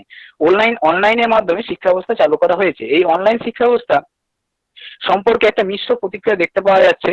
তো যেখান থেকে আমি একটা ছোট্ট সার্ভে করেছিলাম, সেই সার্ভে আমি 8টা স্কুল ডেটা কালেক্ট করেছিলাম। অত্যন্ত মানে করোনা পরিস্থিতি ডেটা কালেক্ট না করা গেলে অত্যন্ত স্যারদের পারমিশন নিয়ে, অর্থাৎ সেই স্কুলদের প্রিন্সিপালের পারমিশন নিয়ে 8টা স্কুলে ডেটা কালেক্ট করে আমি যে রেজাল্টটা পেয়েছি সেখানে আমি দেখতে পাচ্ছি যে ইংলিশ মিডিয়াম স্কুলগুলো বিভিন্ন প্ল্যাটফর্মের সাহায্যে অনলাইনে ক্লাস করাচ্ছে, যেরকম MS Teams, Class Dojo, Google Meet, Cisco Webex এবং হোয়াটসঅ্যাপ তো একটা কমন মাধ্যম। আর বেঙ্গলি মিডিয়াম স্কুলগুলো মূলত হোয়াটসঅ্যাপের মাধ্যমেই তাদের সমস্ত পড়াশোনা কারিকুলামটা চালাচ্ছে। কিন্তু এর মাধ্যমে দেখতে পাওয়া যায় প্যারেন্টসদের ওপিনিয়নটা কি, তারা কি বলতে চাইছে। তাদের মধ্যে প্যারেন্টসের ওপিনিয়ন যেটা দেখতে পাওয়া যাচ্ছে যে মোস্ট অফ দ্য প্যারেন্টস বলছে যে কি প্রেশার ক্রিয়েট, কিন্তু আমরা একটা ক্লাসে এটা আমি মূলত বলছি যে স্টুডেন্টদের জন্য, হ্যাঁ সেই স্টুডেন্ট নয় যারা 12 পাস করে গেছে, যারা 12-এর কম আছে সেই স্টুডেন্টের জন্য এটা কিন্তু মূলত আমি সার্ভেটা করেছি। এটা একটা স্কুল এডুকেশনের উপর কাজ করা হয়েছে। তো প্রেশার ক্রিয়েট করা হয়েছে। মূলত প্রেশার ক্রিয়েট কিরকম হচ্ছে যে একটা স্টুডেন্টকে ক্লাসে সে প্রাইমারি হলে 4টে বা 5টা ক্লাস এবং হাই স্কুল হলে সে 7টা ক্লাস করতে পারে, কিন্তু একটা অনলাইনে তাকে যদি 4টে ক্লাস করতে দেওয়া হচ্ছে সেটা কিন্তু অত্যন্ত তার উপর প্রেশার ক্রিয়েট করা হচ্ছে। নেক্সট পয়েন্ট, অভিভাবকদের মতে অর্থাৎ প্যারেন্টস ওপিনিয়নের মতে লাইক এ রোবট, প্রত্যেকটি স্টুডেন্ট কিন্তু রোবটের মতো আচরণ করছে। কারণ সকাল থেকে শেষ পর্যন্ত সে যদি অনলাইনের সাহায্যে বসে থাকছে, ওটা সেটা কম্পিউটারের সাহায্যে হতে পারে, সেটা ল্যাপটপে হতে পারে, সেটা মোবাইলের সাহায্যে হতে পারে, কিন্তু সেটা লাইক এ রোবট হচ্ছে। Decreasing IQ level day by day, IQ লেভেলটা কিন্তু দিনের পর দিন কমে যাচ্ছে, কারণ তারা বুক সার্চের থেকে অনলাইন সার্চিং এর পরিমাণ তাদের মধ্যে কিন্তু বেড়ে যাচ্ছে। সেটা কিন্তু মোটে উচিত নয়, কারণ বই না খুঁজলে অনলাইন সার্চিং এর মাধ্যমে জ্ঞান কোনোদিনই বৃদ্ধি আমাদের পেতে পারে না। নেক্সট পয়েন্ট কি হতে পারে, ফিজিক্যাল এক্সারসাইজ। ফিজিক্যাল এক্সারসাইজ কিন্তু একটুও হচ্ছে না। আই প্রবলেম, যেটা সব থেকে বেশি এখনকার দিনে দেখতে পাওয়া যাচ্ছে, যে অনলাইন ক্লাসের মাধ্যমে কিন্তু আই প্রবলেমের পরিমাণ খুব বেশি বেড়ে যাচ্ছে, সেটা কিন্তু একদমই ঠিক হচ্ছে না আমাদের স্টুডেন্টদের শরীরের পক্ষে। আর নেক্সট কি, ফি স্ট্রাকচার। এই করোনা পরিস্থিতিতে বহু মানুষ কিন্তু কাজ হারিয়ে ফেলেছে, সেখানে দেখতে পাচ্ছি বিভিন্ন ইংলিশ মিডিয়াম স্কুলও প্রচুর পরিমাণে তাদের অর্থ বাড়িয়ে দিচ্ছে, এটা একটা সমস্যা। আর নেক্সট যেটা সব থেকে ভাইটাল পয়েন্ট, সেটা হচ্ছে ইম্পর্টেন্স অফ এডুকেশন। এডুকেশন ইম্পর্টেন্সটা কমে যাচ্ছে, কারণ ছাত্রছাত্রীরা দেখা গেছে তারা বাড়িতে থাকবে, বাড়ি থেকে পড়াশোনার ফলে কি হচ্ছে, তারা অধিকাংশ ক্ষেত্রে to use dishonest ways in studying. টিচাররা টাস্ক দিচ্ছে, তারা কি করছে, অনেক সময় বই দেখে সেটা করে ফেলছে। সুতরাং ইম্পর্টেন্স অফ এডুকেশন, এডুকেশন ইম্পর্টেন্সটা কিন্তু কমে যাচ্ছে। ফাইন্ডিংস, রিসার্চটা করতে গিয়ে কি ফাইন্ডিংস পেয়েছি, এক ডিজিজ, বিভিন্ন ধরনের ডিজিজ কিন্তু সৃষ্টি হচ্ছে, সেটা হয়তো আমরা কেউই লক্ষ্য রাখছি না। যেমন কি চোখের সমস্যা, মাথা ধরা, ইরিটেটিং নেচার, অধিকাংশ স্টুডেন্টের কিন্তু নেচারটা ইরিটেটিং হয়ে যাচ্ছে। তারপরে ডাইজেস্ট প্রবলেম, ইনক্রিজিং ফ্যাট, তারপরে হেডফোন সবসময় কানে লাগানোর ফলে কি হচ্ছে, তাদের শোনারও কিন্তু একটা ব্যাপক সমস্যা দেখতে পাওয়া যাচ্ছে। তারপরে যে পয়েন্টটা বললাম একটু আগে, যে increasing IQ level day by day, cheating করার একটা প্রবণতা বেড়ে যাচ্ছে। অর্থাৎ তারা যদি কোনো স্যার টাস্ক দিচ্ছে, তারা ডিসঅনেস্ট ওয়েতে তারা সমস্ত পড়াশোনাটা চালাচ্ছে, এবং কি কোনো এক্সামও নেওয়া হচ্ছে, তারা কিন্তু পাশে বই রেখে অনেক সময় লিখে আনাচ্ছে, ফলে এটা কিন্তু প্রপার ওয়েতে পড়াশোনা হচ্ছে না। তারপরে বোরিংনেস, একটা ছাত্রকে দীর্ঘদিন ধরে কিন্তু দীর্ঘক্ষণ ধরে যদি আমরা অনলাইনে রেখে দিই, সামনে রেখে দিই, তাহলে কিন্তু একটা বোরিংনেস চলে যাচ্ছে। Phone addiction, game addiction, chatting, বিভিন্ন রকম চ্যাটিং এ তারা ব্যস্ত হয়ে পড়ছে। স্মার্টফোনের ক্ষেত্রে দু ধরনের সমস্যা হচ্ছে। একটা কি সমস্যা হচ্ছে, যে তাদের যার বাড়িতে একটাই স্মার্টফোন আছে, অথচ বাবার আর একটা স্মার্টফোন কেনার ক্ষমতা নেই, বা পরিবারের অর্থনৈতিক সমস্যা, অর্থনৈতিক সেরকম পরিস্থিতি নিয়ে আরেকটা স্মার্টফোন কেনায়, সেক্ষেত্রে একটা ব্যাপক সমস্যা দেখতে পাওয়া যাচ্ছে। আবার বর্তমান সময় আমরা জানি যে 7,000 টাকা তো স্মার্টফোন পাওয়া যায়, আবার 50,000 টাকা তো স্মার্টফোন পাওয়া যায়, কিন্তু বাচ্চারা কি করছে, যে 50,000 টাকা স্মার্টফোনের দিকে বেশি অ্যাডিকশন হয়ে যাচ্ছে, কারণ তারা দেখছে যে দামি দামি স্মার্টফোন, ফলে কিন্তু এটার বিরাট সমস্যা সৃষ্টি হচ্ছে। নেটওয়ার্ক প্রবলেম, এটা একটা কমন প্রবলেম সমস্ত ক্ষেত্রে।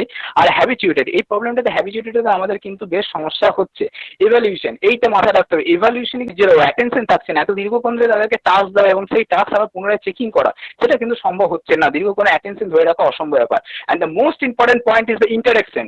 টিচার স্টুডেন্ট যদি ইন্টারাক্ট না হয়, যে আমরা এখন ওয়েবিনার করছি, আমাদের ইন্টারাকশন না হলে ভালো লাগবে না। যদি আমরা যেটা সামনাসামনি যেমন সেমিনারে পেতাম, সেই প্ল্যাটফর্ম আমরা পাচ্ছি না, কিন্তু পরিস্থিতির সাপেক্ষে আমাদের করতে হচ্ছে, আর কিছুই না। তো যেটা মন সমস্যা হচ্ছে, যে ইন্টারাকশন, ইন্টারাকশনটা সঠিকভাবে টিচার আর স্টুডেন্টের মধ্যে কিন্তু হচ্ছে না।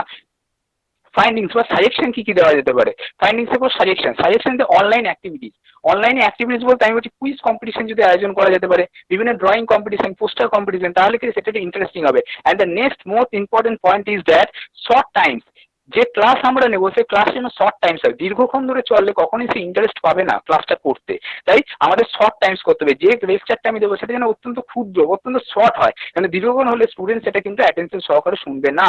আর নেক্সট পয়েন্ট ইজ স্পন্টেনিয়াস লেকচারটাকে স্পন্টেনিয়াস ভাবে দিতে হবে। আমরা বোর্ড ওয়ার্ক ছাড়া এখানে কাজ করতে হবে। হ্যাঁ অবশ্যই ম্যাথ কিংবা সায়েন্স বেস প্র্যাকটিক্যাল বেস সাবজেক্টে বোর্ড ওয়ার্ক করতে হবে, কিন্তু বাকি সমস্ত স্পন্টেনিয়াস লেকচার দিতে হবে। উইদাউট স্পন্টেনিয়াস লেকচার আমরা কিন্তু এই কখনোই আমাদের অনলাইন ক্লাসটাকে ইন্টারেস্টিং করে তুলতে পারবো না, কারণ স্টুডেন্ট এখানে কিছু দেখতে পাচ্ছে না, শুধুমাত্র সে শুনতে পাচ্ছে। তাই শোনার মাধ্যমেই যেতে হবে। লেকচারে দিলে দেখালে বা বোর্ড ওয়ার্ক করলে কিন্তু অধিকাংশ ক্ষেত্রেই তারা নিচ্ছে না, কারণ আমি এটা ক্লাসে করা থেকে, অনলাইন ক্লাস করা থেকে বুঝেছি, তারা অধিকাংশ ক্ষেত্রেই নিচ্ছে না।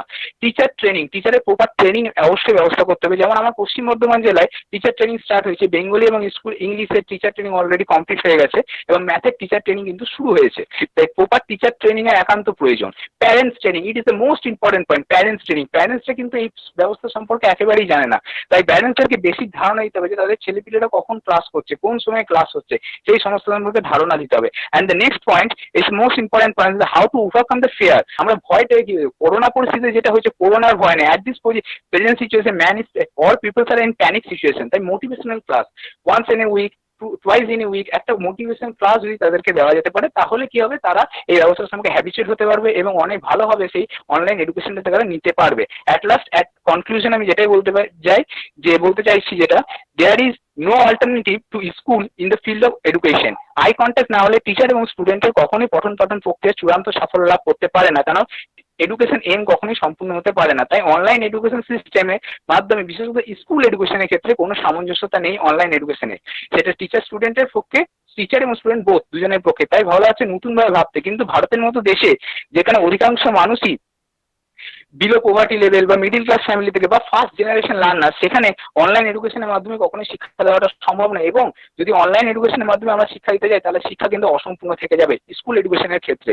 তাই আমি শেষে এই কথাই বলতে চাই যে যদি আমাদের ভবিষ্যতে অনলাইন এডুকেশন, কারণ আমি অনেকের মুখে শুনছি যে এরপর অনলাইন এডুকেশনের মাধ্যমে সবকিছু চালাতে হবে, সেটা চালানো হোক, কিন্তু স্কুল এডুকেশন যদি অনলাইন এডুকেশন হয়ে যায় তাহলে কিন্তু হবে না। কারণ স্কুল এডুকেশন যদি অনলাইন এডুকেশন হয় তাহলে শিক্ষার ভবিষ্যৎ নষ্ট হয়ে যাবে, কেউ প্রকৃত শিক্ষা পাবে না।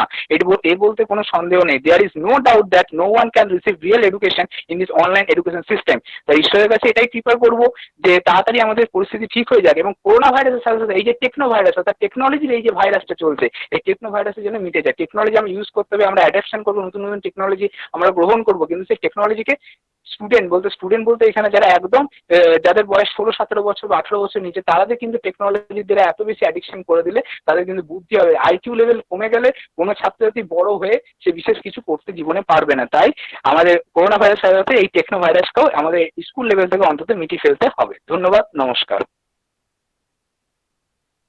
Thank you, sir, for expressing your views. Now, may I request Srimati E. Grace Silvarani for her presentation. Good evening. Am I audible? Yes, Am I audible? ma'am, you're audible and visible as well. Thank you. I'll just make my presentation. 1 minute.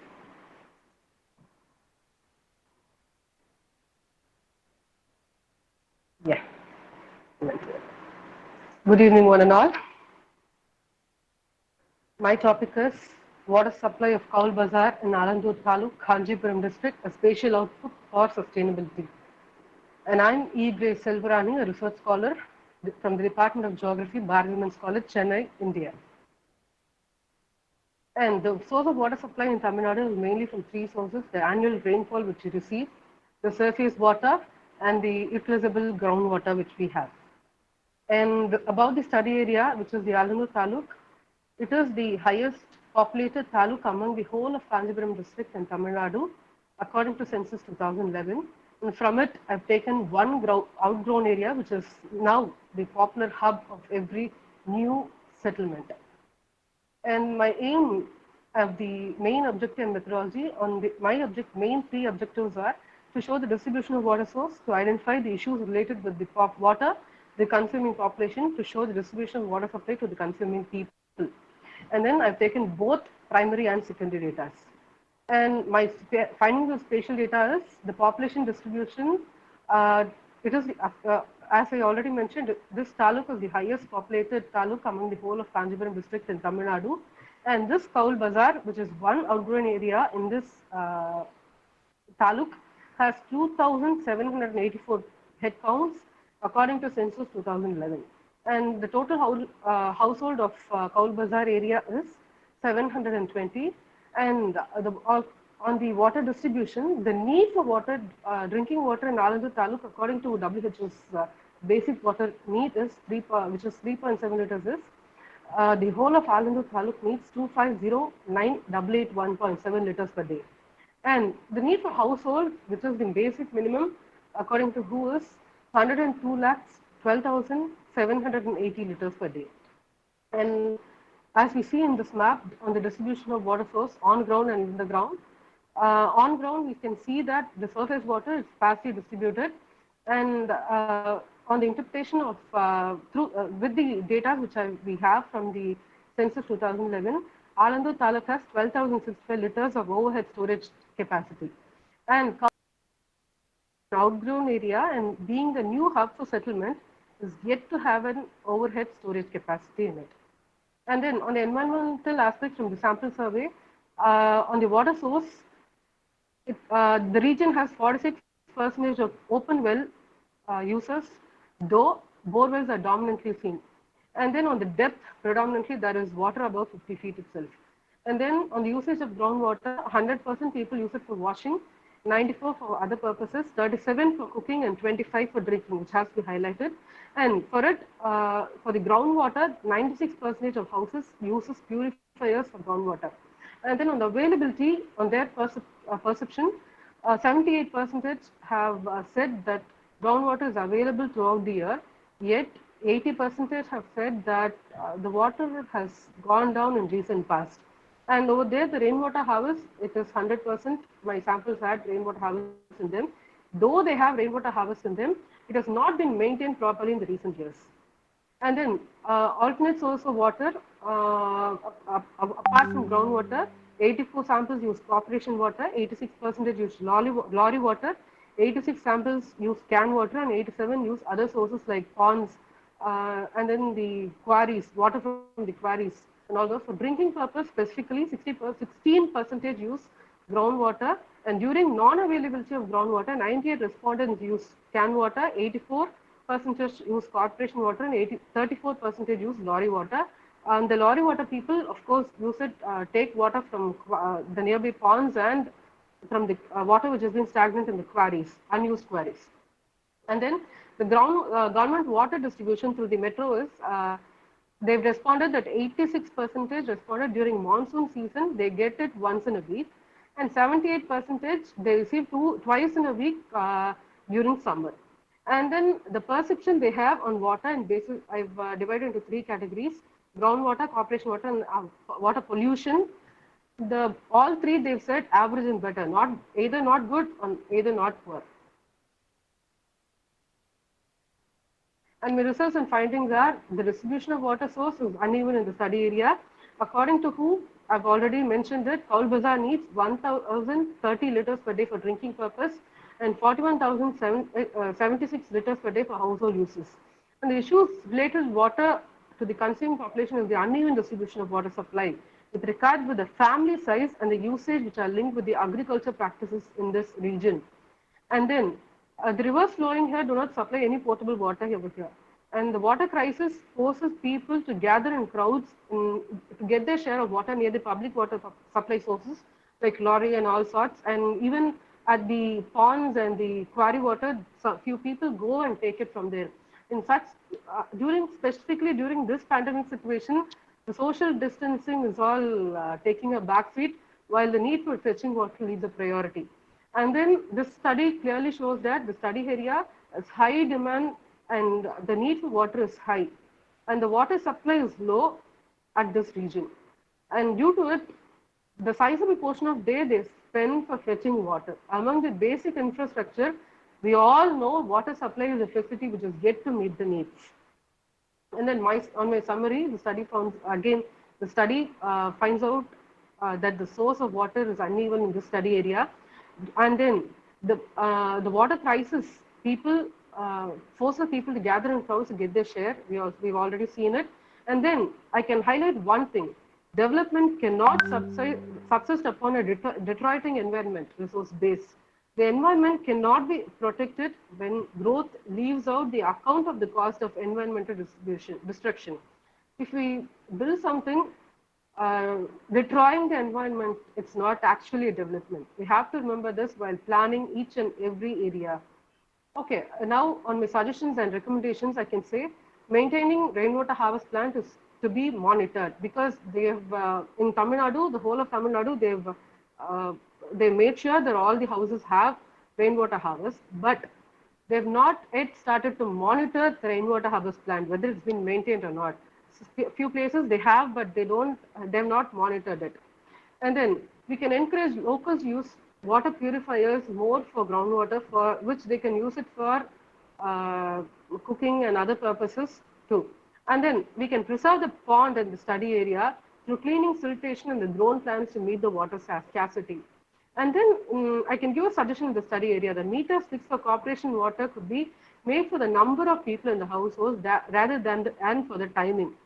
And then water is the foundation of sustainable development, as it is the common denominator of all global challenges, which is energy, food, health, peace and security, and poverty eradication. This is the quote of UN Water, but are we following it? We have a question mark in it. And we have to follow it, and my suggestion too supports it. And then we can stop the overexploitation of groundwater through borewells, through monitoring the agricultural borewells. And then, though this area has quite good water level comparatively to in other areas in this taluk, the inefficient usage and lethargic behavior towards the groundwater has started to reap its fruit. By making the groundwater level go down in the past years, the people have said yes for it. in my primary study. And then the development again, this being this area being a hotspot for real estate, and the residential plots and buildings are raising fast over there.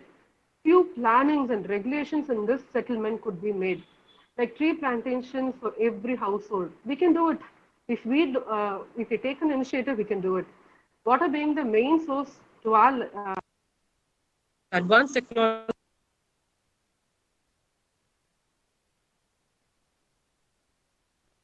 Hello, ma'am. Hello. And what to say, we can put forth proper methodology to use it. We can create awareness to be responsible to our natural resource, especially towards the groundwater resource, which is to be focused among all the resources. And we can give awareness by concentrating on school children and non-workers like homemakers, for which it can help the people to think on it for in a long run. And then I would like to end with saying, think greener. We have to think greener. In a green, we should see everything in a green perspective for a sustainable living. Think greener, reduce carbon footprint. It is in our hands to reduce our carbon footprints. We have to think it while buying each and everything for our use. We can spread green cover and protect them to grow as trees. It's not just about planting, it's also about protecting them. I, being a mother, can say, as well as I, being a plant lover, can say, plant and tree growth are like rearing children. It's immense joy. It's immense pleasure to see them grow. That's a proud moment as well as a happy moment in life. To save water and to serve our nature for a sustainable growth and for our upcoming future generation to live their life as we live with energy, food, health, peace, security, and harmony. Each and every individual should take up their individual responsibility. Thank you. Thank you, ma'am, for such a nice presentation. I would now like to call upon Dr. Shishir Ghosh and Dr. Hasna Hena Begum for their joint presentation. Yes, I am here. Am I audible? Yes, sir, you're audible. Hello. Yes, sir, you're audible. Okay. I am presenting now my screen. Okay, sir, please present.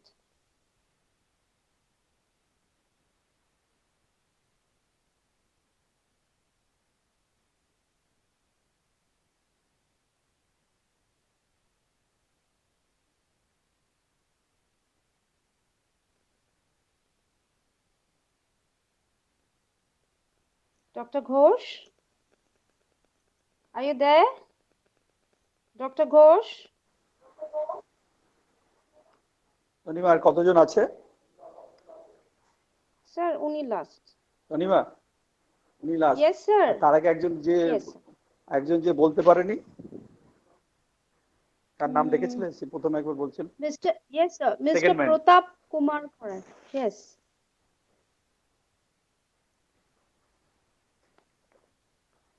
Mr. Pratap Kumar Ghorai? No, he's not present here, sir. You can say without presentation, no certificate. We will not provide any certificate. No presentation, no certificate. Dr. Shishir Ghosh? He must be having network problems, sir. Dr. Shishir Ghosh? You can wait. Sir, I don't find his co-presenter. Yes. Hello. Dr. Ghosh, welcome. Yes, Dr. Ghosh, welcome. Just a minute.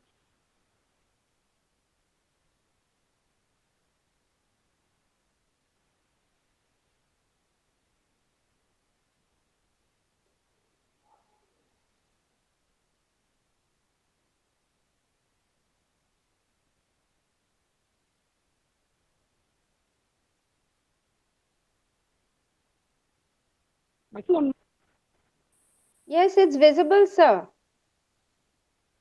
Visible? Yes, sir, it's visible.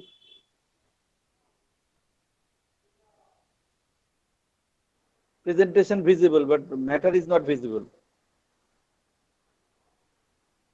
You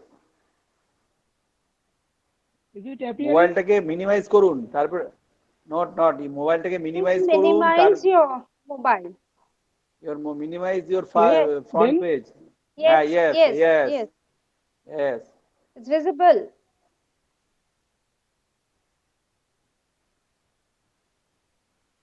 Visible? Yes, sir, it's visible.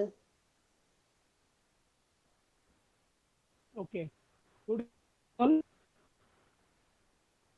Myself, with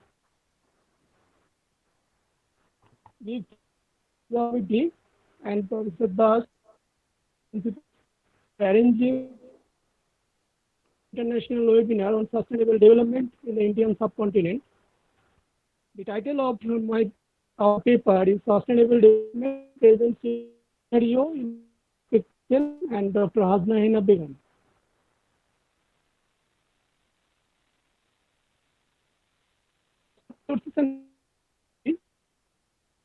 Balance, and understanding of challenges encountered by India, taken by Indian government.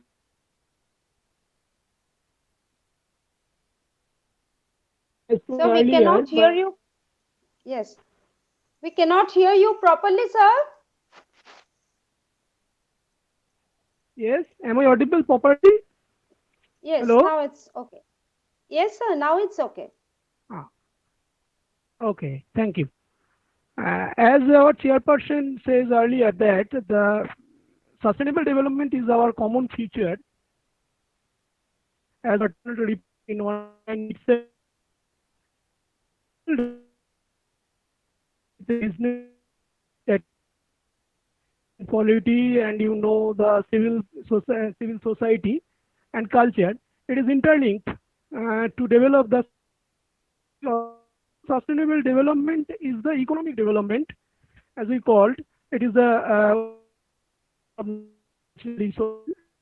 sustainable development is very much related with the high biodiversity. Biodiversity is essential for sustainable development.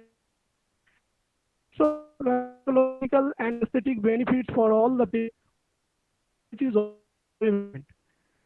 The features of sustainable development. This is starting from ecological protection and sewage and stormwater management, water and energy requirements. All are the features of the sustainable development. And as Professor Manjurul says this environmental and economic aspects in a country, and which is very much essential for sustainability. Barnard 1987 is also defined sustainable development as development that meets the need of the present without compromising the ability of further generation to meet their own needs. Now, how can we measure the sustainability?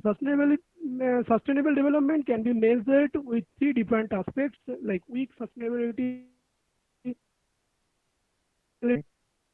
Sustainability is required that each type of capital be preserved independently, that is, the different types of capital can complement but not substitute one another. Now, why the development is unsustainable?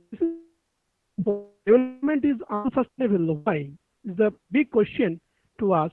Because the poor management of the resources, large-scale deforestation, indiscriminate construction, discharging to toxic waste, as you know, the polluting air, what not by ourselves, with globalization, movement of globalization, extension, approaches to modernity, traditional consumerism, etc., adulterated oil, they need all this unsustainable changes of the sustainable development is the climate change and clean energy. This is very important. Sustainable transport system is also important. Sustainable consumption and production pattern, conservation and management of natural resources, public health system, social inclusion, demography and migration issues, global poverty and sustainable development. These are also challenges. Now, India is a big country with full of natural vegetation, starting from tropic moist deciduous forest to tropical dry. It covers all around its throughout the country. It covered all the forests, but there are problem also for this sustainable development. This is the photograph of vegetation of eastern Himalayas. This is the vegetation of western Ghats, the vegetation of mangrove. The consequence of overexploitation causes deforestation.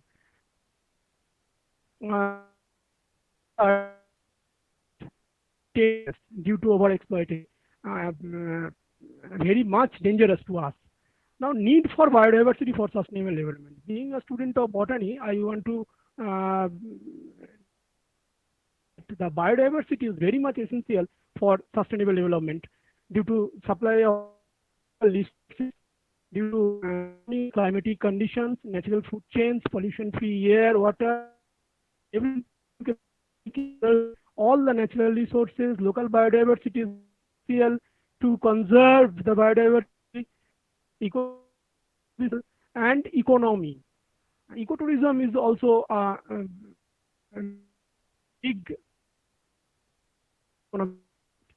aim of biodiversity.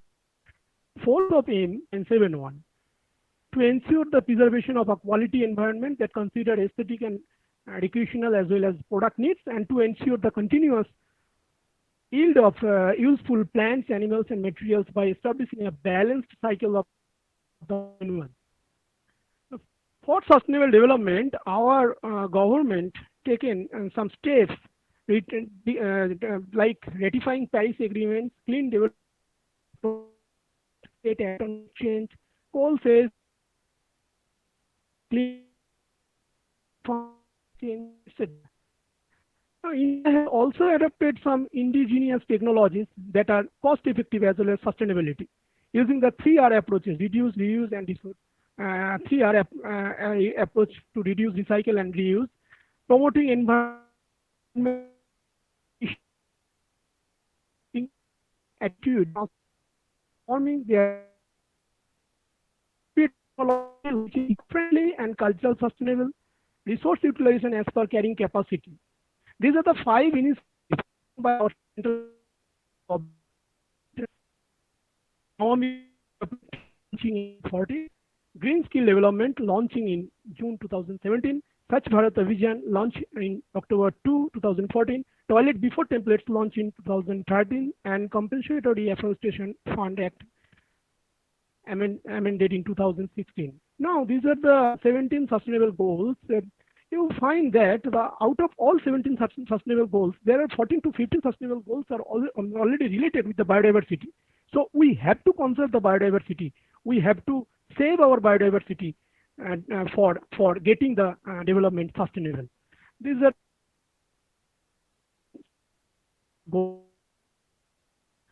big challenge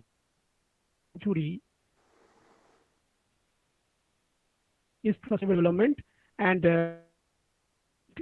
really for all the world's people, including none. Thanks to all.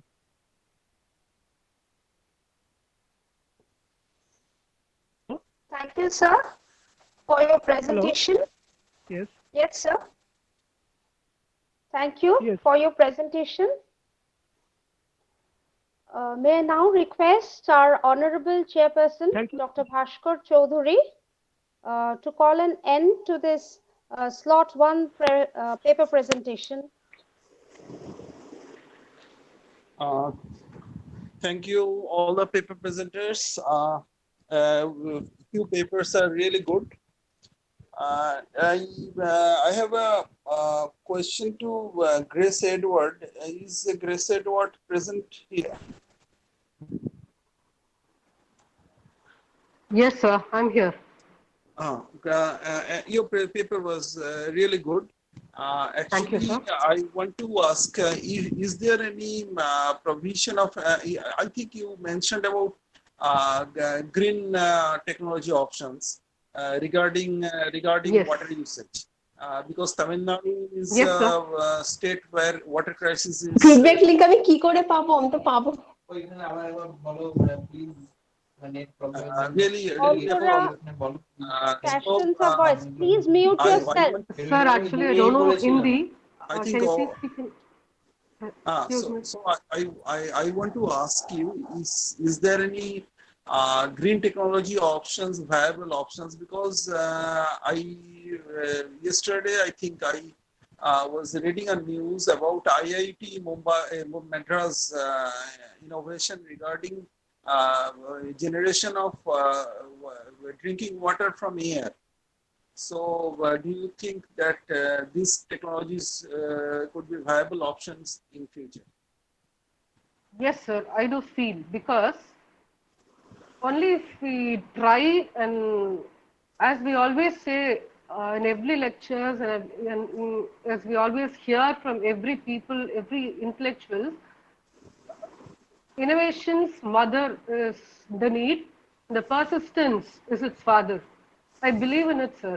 We can try, and we can see the change. We can believe in it. First, we should believe in it and try, give a try. And only then we can give a change. When the people's mindset are not changing, and while people are not taking it up as a challenge to prove and to save it for our future, then how can, that's the question. That's where I put up the point.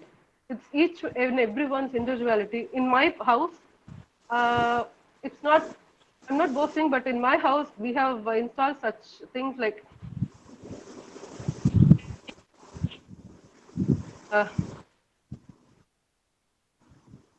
we have started to reuse, like in the sink we wash the vessel, that water is being filtered using gravel, sand and all, and have been put up in the ground. And even the small step only, it's not a big thing, it's a very small step, but each and every step has its own benefit. Another thing I can say, the water which we wash the vegetables and all, the peel, we use it as to serve the our pots, or to serve the trees as water. Exactly, we use the same one. Yes, sir, we do it because it's a single step at one time. That's what I believe. That's necessary for I water think conservation. this can serve me, sir. Thank you. And Pratik Banerjee presented here. So Pratik is here.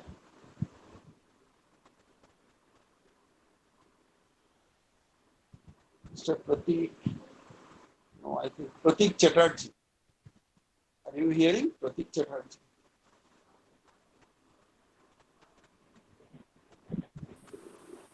Pratik Chatterjee is not here. He is here. Pratik Chatterjee is here. Maybe he is not listening right now. Okay. Then thank you. We should close this session, I think. Thank you, sir. Thank you. Okay. Thank you, Dr. Bhaskar Choudhury. Welcome. Thank you, Dr. Choudhury. Welcome. May I now request Sri Partho Pratim Bandyopadhyay to request our Honorable Chairperson of the second slot, Dr. Somnath Rudro, to join this mainstream link because we have Thanksgiving session.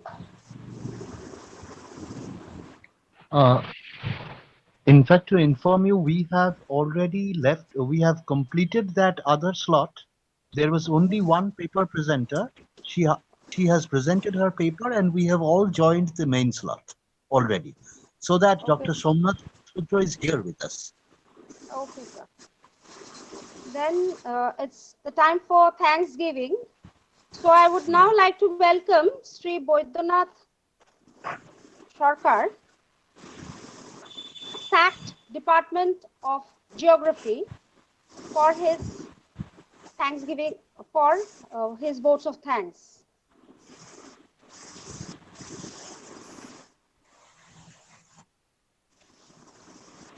Baidyanath. I, Baidyanath Sarkar from the Department of Geography and the organizing committee of this webinar. Thank you for all the successful completion of the events of the first day of this two-day international webinar. It has been a pleasure to organize this webinar on the issue of sustainable development at a time when the COVID-19 pandemic is causing immense losses to the nation's population, economy, and sustainable growth schemes. We felt that learned opinions from our distinguished speakers would show us direction and paths in these dangerous times. I thank our principal, Dr. Ashok Kumar Das, for inspiring us to the webinar, and Dr. Bhaskar Chaudhary, who has helped us greatly as mentor, guide, and advisor, and Dr. Mahaprasad Ghosh from the Department of Physical Education, without whose hard work and technical expertise, this webinar would not have been possible. I offer my heartfelt respect and gratitude to the honorable speakers this afternoon and the teachers and scholars who have participated to make this a success. My special thanks goes to the paper presenters who have extended the range of the webinar so meaningfully. At the end, to wish to thank all the teaching and non-teaching staff members of this college who have extended helping hands in making this webinar possible. I hope the following they will take the webinar to even greater heights and request all to remain with us tomorrow. Thank you. Thank you, Sri Boidonath Sarkar. May I now request our Honorable Principal Sir, Dr. Ashok Kumar Das, to call an end to this program. We'll meet definitely tomorrow. We'll meet definitely tomorrow. Okay. Hello. Can you hear Yes, me? sir, you're audible. Yes, sir, you're audible. Okay. It is very fine evening. Today I declare that today's session, it is declared that today's session is the end. Thanks to all. We will stay with this webinar with Google Meet link for 7 p.m. and participants are requested to fill up their feedback form. We'll meet tomorrow 2:45 p.m. 2 days webinar. This is a 2 days international webinar, so we'll meet tomorrow. All the teaching staff of my college and teacher are requested to stay with us for 7 p.m. because some participants are not filling their feedback form. Please stay with us. Thank you. Thank you, sir.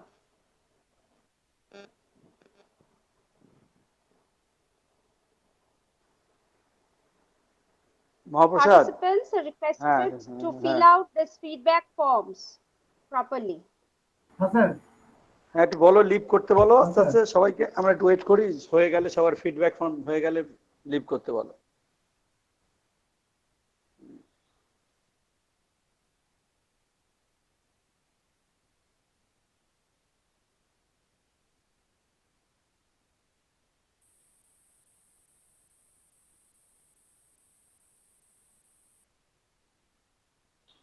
যাদের feedback link fill up হয়ে গেছে তারা আপনারা এখান থেকে বেরিয়ে যান, আস্তে আস্তে আবার কালকে আসবেন এবং অ্যাটেন্ডেন্স এবং ফিডব্যাক লিঙ্ক কালকে আবার ফিল আপ করতে হবে। অ্যাটেন্ডেন্স এবং ফিডব্যাক লিঙ্ক যদি না থাকে তাহলে কিন্তু আমরা সার্টিফিকেট দেব না। অ্যাটেন্ডেন্স এবং ফিডব্যাক লিঙ্ক না থাকলে সার্টিফিকেট পাওয়া যাবে না। সুতরাং সকালবেলা অ্যাটেন্ডেন্স এবং বিকেলবেলা ফিডব্যাক লিঙ্ক এই দুটোই চেক করা হবে। Hello, sir. Hello. Hello, who are you? Sir I am Barul Miya sir. Sir বলছিলাম যে স্যার আমি মানে একটা অন্য ওয়েবিনারে অলরেডি প্রেজেন্ট ছিলাম, তো তারপরে আমি 4টার দিকে এখানে প্রেজেন্ট হয়ে গেছি ওটা শেষ হওয়ার পর। তো আসার পর আমি অনেকবার জিজ্ঞাসা করলাম স্যার আমাকে মানে আরেকবার অ্যাটেন্ডেন্স লিঙ্কটা দেওয়া হোক। অ্যাটেন্ডেন্স লিঙ্কটা তো ভাই আমরা 3টে থেকে 3:10-15 দিয়েছি, 4:10 শেষ করে দিয়েছি। হ্যাঁ স্যার, আমি 4টার সময় কিন্তু স্যার আমি দেরিতে 4টার সময় আসার জন্য আমি উপরের কোনো প্রিভিয়াস মেসেজগুলো দেখতে পারিনি। তো এই জন্য আমি একজন স্যারের সাথে হোয়াটসঅ্যাপে আবার যোগাযোগ করলাম, উনি বললেন যে এটা তো 4:20 পর্যন্ত ছিল। আমি বললাম তাহলে কি করা যাবে এখন? তাহলে ঠিক আছে, ফিডব্যাক লিঙ্কটা ফিল আপ করুন, কালকে আবার ঠিক সময় মতো থাকবেন, তাহলে দেখবো। কালকে থাকবো, অবশ্যই থাকবো। আপনার ইচ্ছা এবং মানসিকতা দেখলেই বুঝতে পারবো যে আপনি ওয়েবিনার অ্যাটেন্ড করার মতো মানসিকতা আছে। কালকে ঠিক 2:45 ঢুকে যাবেন। 2:45? হ্যাঁ অবশ্যই। 2:45, ঠিক আছে। Okay sir, thank you.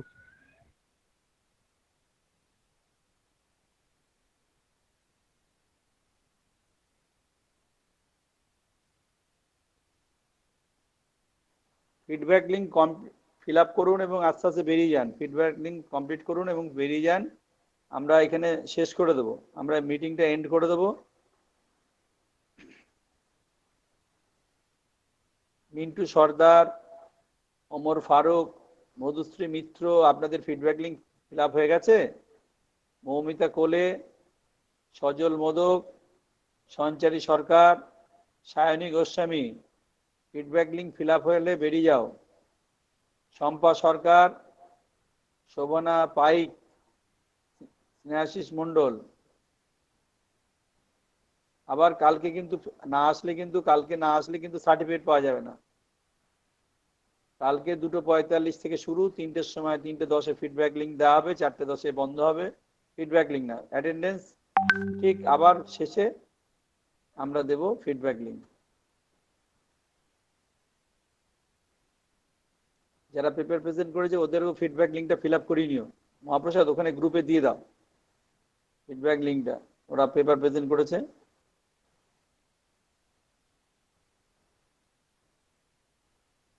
Concha কারার, তীর্থঙ্কর চক্রবর্তী, আস্তে আস্তে লিভ করুন। ফিডব্যাক ফিল আপ হয়ে গেলে লিভ করুন। ফিডব্যাক লিঙ্ক দেখা যাচ্ছে।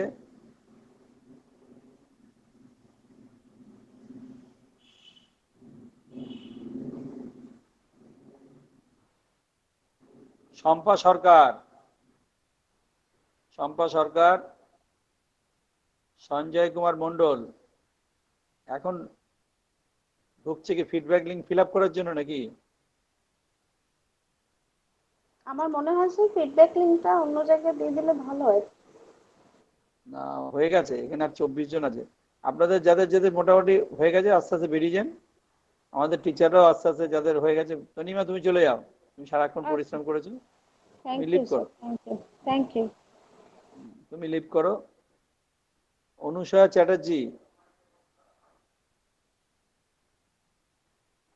চন্দ্রিমা গোস্বামী, দেবস্মিতা ঘোষ, দীনবন্ধু অধিকারী,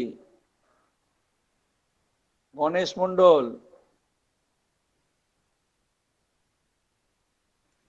স্যার নতুন করে জয়েন করছে, কি ব্যাপার? মহাপ্রসাদ রিমুভ করে দাও। দেবস্মিতা ঘোষ, অমর দাস, শম্পা সরকার, কমলিকা গাঙ্গুলি, প্লিজ রিমুভ করো, ওরা রিমুভ করে দাও। তোমার মেশিন থেকে রিমুভ করে দাও, নাহলে আমি ওখান থেকে মাইনাস করে দাও। বেরিয়ে একটা করে মাইনাস করে দাও। মাইনাসে ক্লিক করো, বেরিয়ে যাবে। ক্লিক করতে দাও, হয়ে যাবে। ক্লিক করো, ওই যে গণেশ মন্ডলকে ক্লিক করে